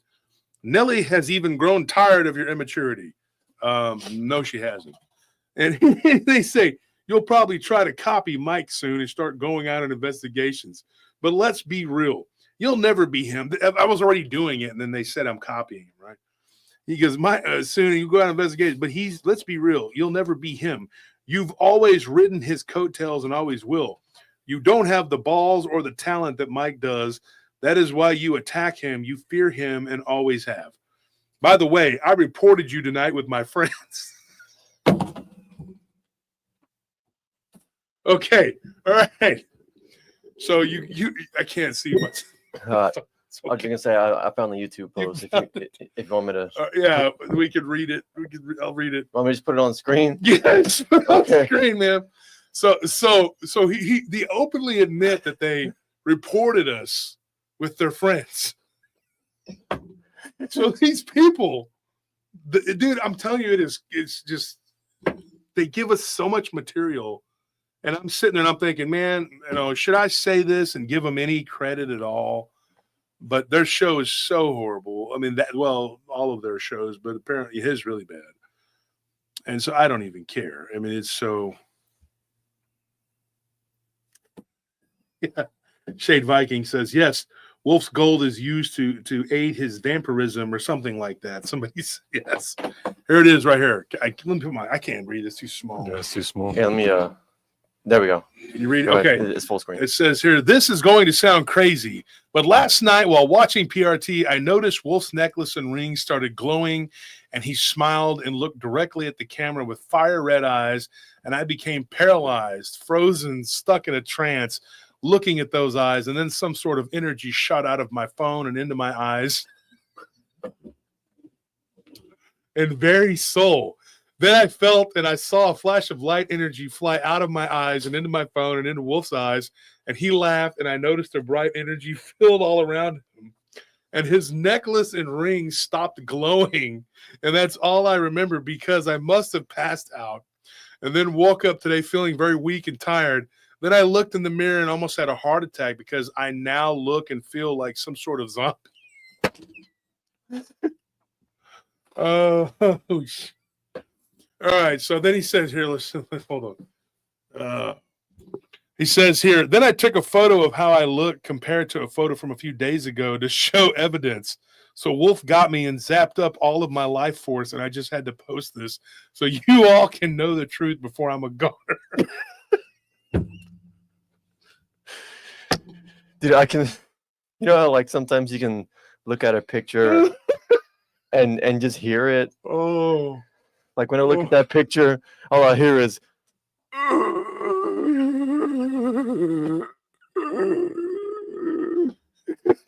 just like shriveled up. He just exhausted, just drained. It's over. Poor guy. I'm only 37 years old. Then there's a thread on there on the it's hilarious, dude. So Nelly, in response to this this horrible, I'm into baseball cards. I don't know what the hell that has to do with anything. People are nuts. So she says, I just downloaded the retardation app. Translation, Josh, I am full of nonsense. I wish I had your comic book collection. I wish I could have played with G.I. Joes and Transformers, but all I got were trolls, hence what I've become. I'm a coward and can't go into the woods by myself, so I send my girlfriends to check outside if I hear a scary noise. I wish I was gaining popularity and getting support from Patreon. I can only lie and trick people into believing my son was kidnapped so they'll give me money because I have nothing to offer. I don't look great. I have redneck leprosy. I have deep-seated issues, and I'm always seeking approval from my mommy. I wish you were obsessed with me the way I am with you. Let's be real. I'm a loser. I want to be everything you are. Josh has this dream where I'm the successful one, and Josh, I have this dream where I'm the successful one, and you're riding my coattails. but I'm not half the man as you, and I lack any and all talent. This is why I attack you. I fear you, and I always will. This is the only way I can get your attention, which I crave so much. I'm obsessed and need help. Oh my God. So that was Nellie's response to this guy. Oh man. Here's another one right here. Here you go. The rumor going around is, and I think this is Roofer guy. He says the rumor going around is Josh melted down his Leviathan pendant and made a new ring from it. He wears gold because it is a conductor, and that is how he steals people's energy. He is an energy vampire. Then they said nice hair plugs, by the way. That's just jealousy. Hair plugs? Jeez. My God. Oh, man. You wish you had hair, dude. I mean, it's so bad, the jealousy. So they don't have hair. Oh, man. And they attack your hair. They don't have views. They attack you for having views. Yeah. They don't have money. They attack you for having money. They don't have any physical fitness or strength or anything, so they attack that. Yeah. Like everything, basically everything that we have that they don't, they're just envious. Yeah. But you don't want to work for it because you're just sitting there. Because rather than working for it, you're sitting there on the couch watching us like the fat slob you are. And then they said Harley Owens has sold his soul.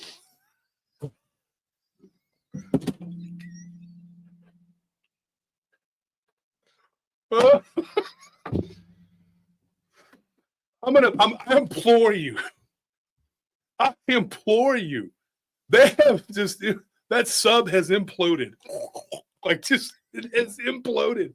Please, Ike and Company, don't stop. Don't stop. Don't. Please. I'm not even joking. Please. This is too good. It is too good. Please keep making these posts because it's getting more by the day. It's getting more and more, and it is ridiculous. Yeah, it's ridiculous, and it's having like a positive effect on me. Like I wake up and I read it and I laugh so hard. And y'all probably hear me. I'm laughing in the study, like I'm just laughing my ass. I can't stop laughing, and my wife will knock on the wall, and I'll be like, I'm laughing.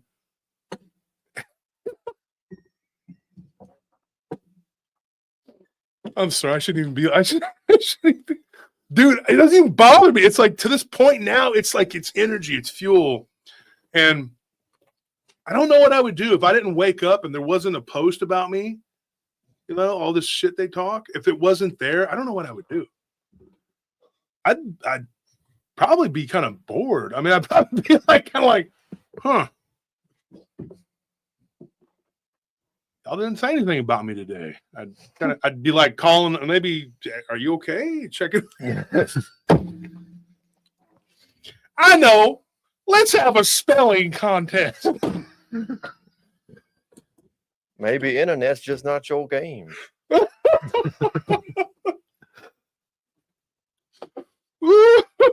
How about a game of tic-tac-toe? Can you count to 3? You just...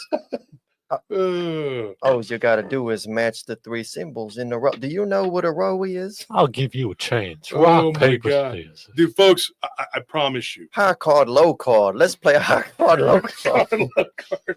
I'm thinking of a number. I'll have 4. You're like 7 is higher than 4. 1, 3, 7. What are you talking about, you dumbass? I'm thinking of a number between 1 and 2. You got this. They'd be like, can we play goldfish without you eating roaches? Come on, man. It's grossing me out. I'm sorry. I can't even. I shouldn't even have gave him the attention, but I had to. And I promise you, on everything, I please don't stop, because at this point, it is so. It is just Can't stop, won't stop. can't stop, won't stop. Oh my God. And you got to read the comments by the paratroopers. Yeah. You know what I mean? I thought about it. I told Nelly, I was like, we ought to have a contest where the funniest comments get like a prize or something. But then they would say that we're bribing people to say bad things about them, so we can't. Yeah. You know, and I'm not gonna. That's hateful, but it's so bad, dude. They are absolutely imploding, folks. I mean, it is just and my haters. And there's a couple of them that think that they're doing it on the sly, and we don't know who you are. We know who all of you are. Your little handles, all of your little shit. And at this point, it's just a game. You're just being smacked around like a cat in a mouse. It's a funny thing. It's hilarious, dude. They all say anonymous. I just see cowardice. Yeah, anonymous. We already know. I mean, come on, dude. It just means like there's no one else posting, so now it's just the same people again. Yeah. But anyway, it is funny, and we have several hundred people in there that just go freaking crazy, dude. And just the comments are just absolutely comedy gold. On that thing with Shade Viking, when he was saying all that, and all these people were talking about the different ways that I had hypnotized them and mesmerized them and stuff. Folks, it was so funny. You know what happened yesterday? We got stuck in a car wash. Me, Nelly, Anthony, and Maddie got stuck in a car wash, and we weren't even mad. We were sitting there for an hour and reading the comments on this shit, and it just made us laugh like 30, 40 minutes. And then we got a voucher for 3 free car washes, so we can't beat that. What the hell are you doing? What is this? We got a special guest in the studio. Special guest in the studio. Look it over there. There we go. That son is a piece of crap. Let me tell you about this piece of crap. That son, I hate him. He's so stupid and ugly, and he's evil. He takes all my food, and I can't stand him. I wish he would just die. I wish that Turner would. Somebody just killed that Turner.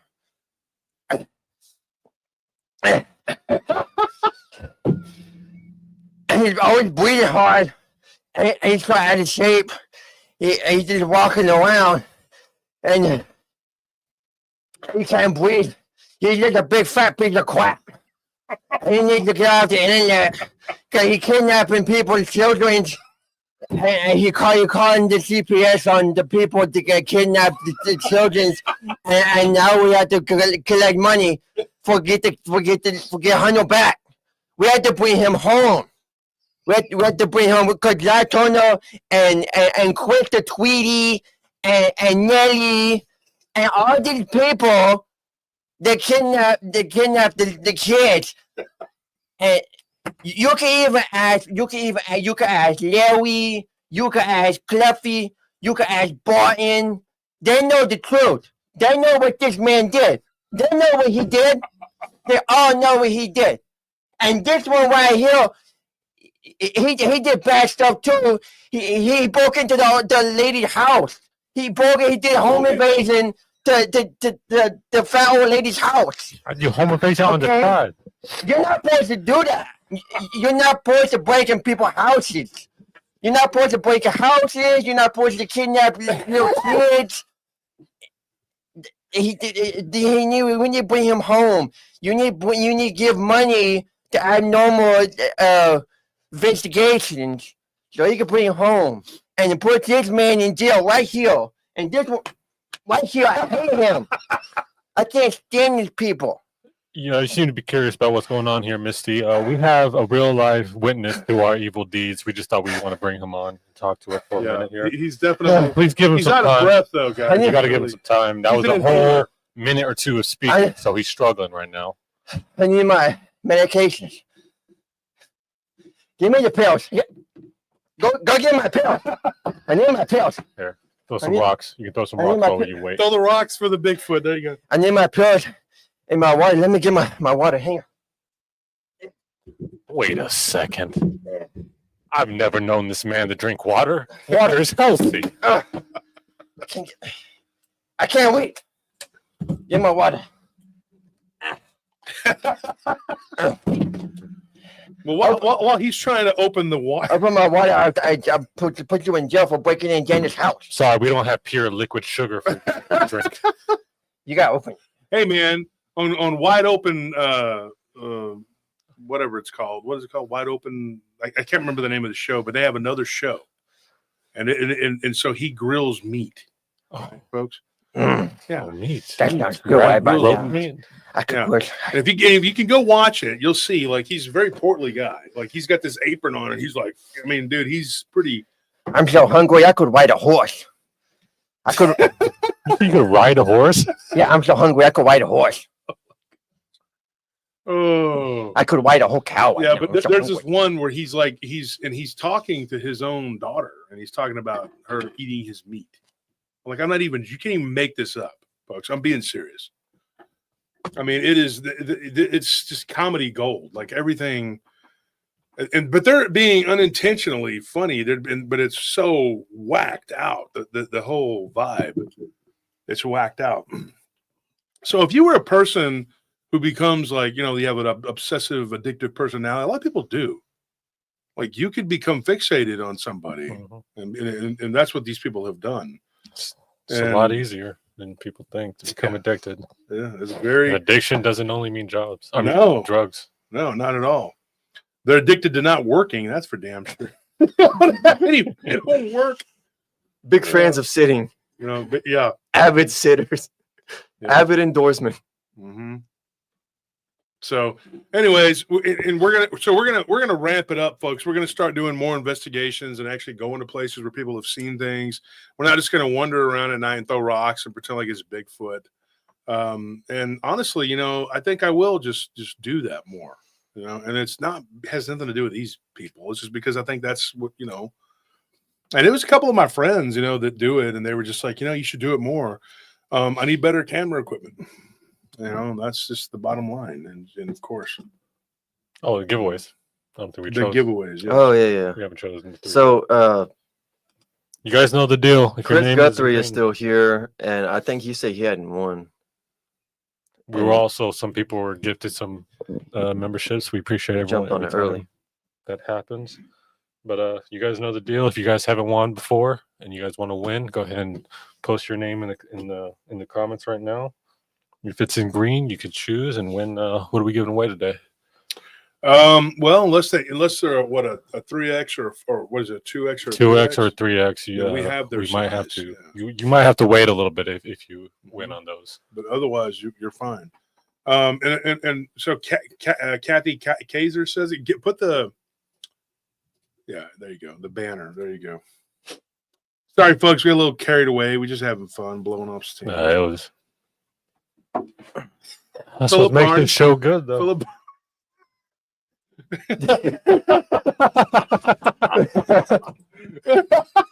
You just wake up, you're like, huh? What the hell is this shit? Fell asleep listening to ghost stories. What the hell? First there was a guy in a canyon with a monster. Now there's this guy over here. What kind of shit is this? What's wrong with these people?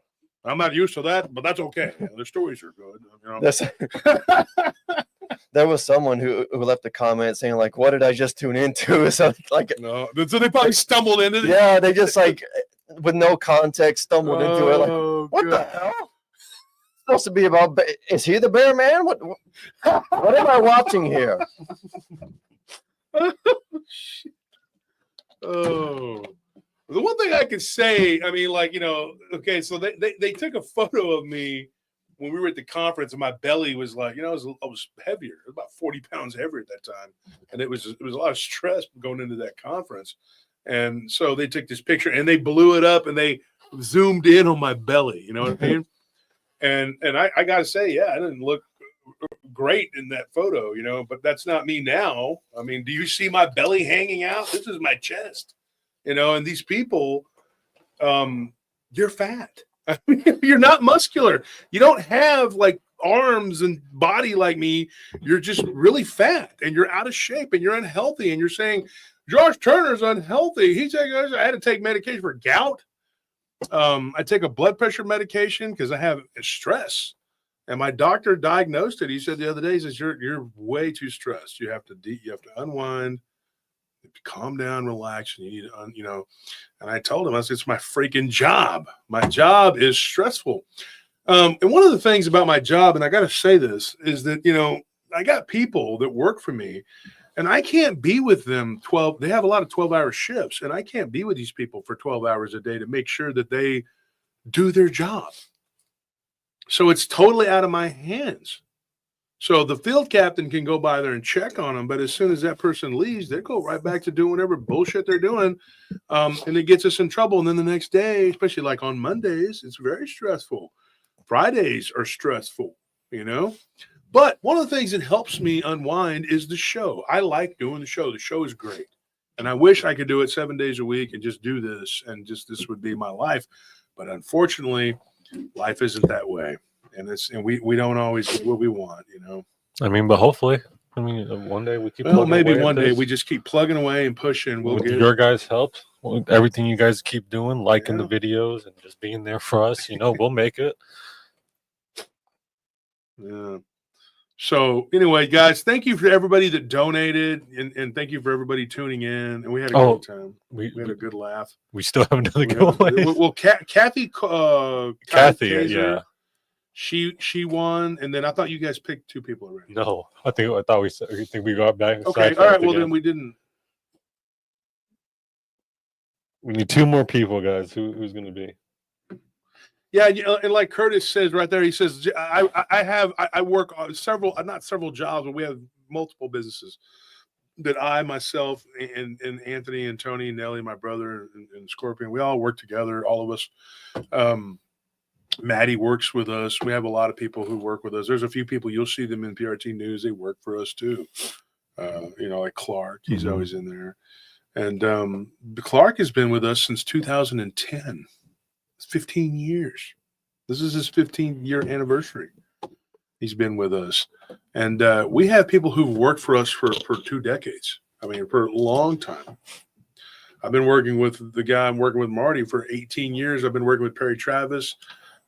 He's got a company, and we contract with him too. And he's a good friend of mine. And he ran for consul. He's an African-American guy. He's a really cool guy. He's had a few weird paranormal experiences. We talked about him on the show. Huh? I was going to say, more importantly, not only do you have people that like stay with you, but you have people that like when they do leave, you know, maybe find better opportunities or whatever. They'll still come. They always come back if they ever need to. They always know this is the job they can come back to and have like a stable. And we've been working with Perry now 9 years. Yeah, 9 years, dude.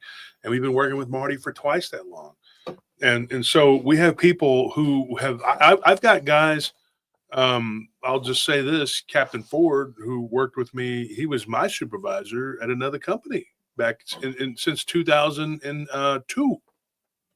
And he's working with us. And so when you've known somebody, you know, for 23 years and they can attest to your character, you think a guy like Mr. Gonzalez is going to work with me for 18 years if I'm a bad guy or if I'm a thief or a liar or a charlotte or whatever? These people aren't going to work with you this long.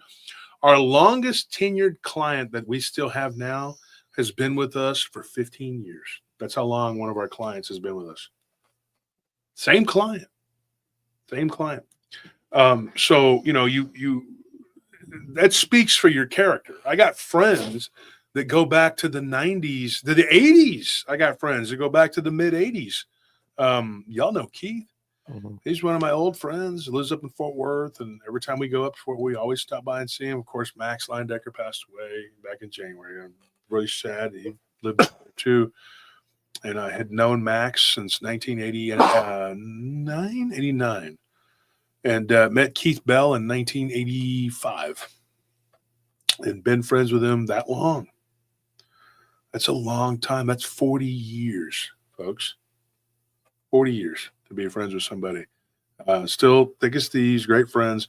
So when you have people that you can say, hey, I've been friends with these people for 10, 20, 30, 40 years, or people that have worked with you for 2 decades, what does that say? Does that tell you that I'm a full of shit guy? That they're going to deal with me if I'm that kind of guy? Like, oh, yeah, Josh Turner, he's a big liar. Have you heard anybody say that besides these maniacs? They're the only people in my life that say that. The people that I deal with throughout my day-to-day life. And one of the reasons why I'm able to get these people's encounters, and I'll tell you my little secret, it's called being friends with people. It's called being a true friend and knowing people. And one person will tell you, hey, we talked about this today. When I started doing the security business, I already had friends that were like helping me get contracts. They were like, "Oh, is that what you're doing now? Well, let me help you." Blah blah blah. And I can't take credit. I did a lot of hustling, but there was a lot of people that I knew from the club days back in the day, and they were throwing business at me and said, "Hey, I talked to a guy who said he needs work. Here, boom." You know, and I just hustled, and I had a lot of people that I knew that knew me. And then when we started doing, the show, a lot of people from security and just, from the old days, and they just gave us information, people. And the thing is, like that guy read today at the gun show, just talk to him. Yeah. Leave your house, leave your property. I know your meth lab is there and everything, but leave your meth lab, folks, you weirdos, go leave the house, leave the property. Don't be afraid. Go outdoors to where civilization is, not just where you pretend like there's spooky things, because you don't believe it anyway. But just and then go talk to actual human people. Talk to them, and not just live in cyber world with 1,000 accounts over there, playing around on different tablets and shit, fire tablets or whatever you got going on. Do that, because you might find real people with real encounters. Maybe, just maybe. And then you don't have to go up there and say, well, it gets them all out of encounters and stories. How the hell does that even happen? That will never happen. We're so backed up. It's unbelievable. Why would you, how does that happen? We literally we're so backed up that we literally have trouble choosing a subject for the show because we have so many stories. You don't know what to choose from. We talked about it at the beginning of the show. And then another thing, Tony and Anthony, you know this, our email has filled up twice. Yeah. Twice. That's why we had to get another email for the giveaways. Because it was just getting too hard to pick the giveaways out. And our sub count is rolling again now. Of course, we had to get on the phone and be like, look, you going to do something? This is ridiculous.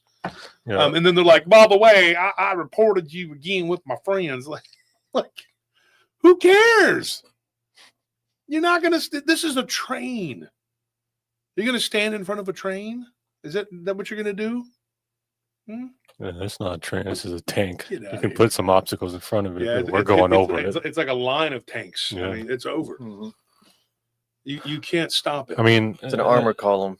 Armored column. Something you said is like, people always want to blame, like, oh, I don't have the connections. I don't know the people. And it's like, have you ever tried? Have you ever just talked to people? Like, the connections don't just magically appear. It's because it's someone in a situation that randomly comes up that is able to help you because of all the time you spent talking to people, knowing people, meeting people. That's probably one of the best things I've learned from you, is that it's very important to, even if you don't have to like go and be at their wedding or whatever, but you should at least be friendly to everyone you meet, because you never know when someone can help you, and there's always someone who's in a situation that can help you if you just give them the opportunity. But if you're if you're closed-hearted, to be honest, is not minded, it's closed-hearted, you'll never get that opportunity if you don't learn how to just be friendly. Not gonna fall in your lap. Mm-hmm. It's not going to fall in your lap. Let me tell you something. If you guys remind me, I'll tell you how I got to know Ken Gerhardt. Not get to like message a little bit, whatever, but how I really got to become friends with Ken.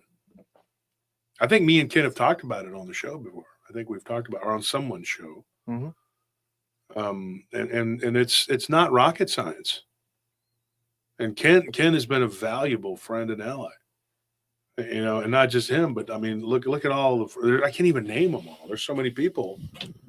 There's a ton of people that we've gotten to know over the years that we're friends with. In fact, I was supposed to go jump over there with Jason and Paul Wallace.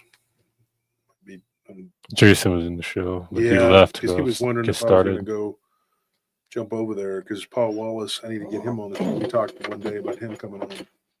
Let me go jump over there and see what's going on. Paul Wallace is great. He's got a channel called The Fifth Kind. And he's written a slew of books. Really great author. Amazing guy. He's got like millions of subs, real subs. A lot of people like him. Great guy. Have you won, Marlo? If you haven't won, then we can choose you.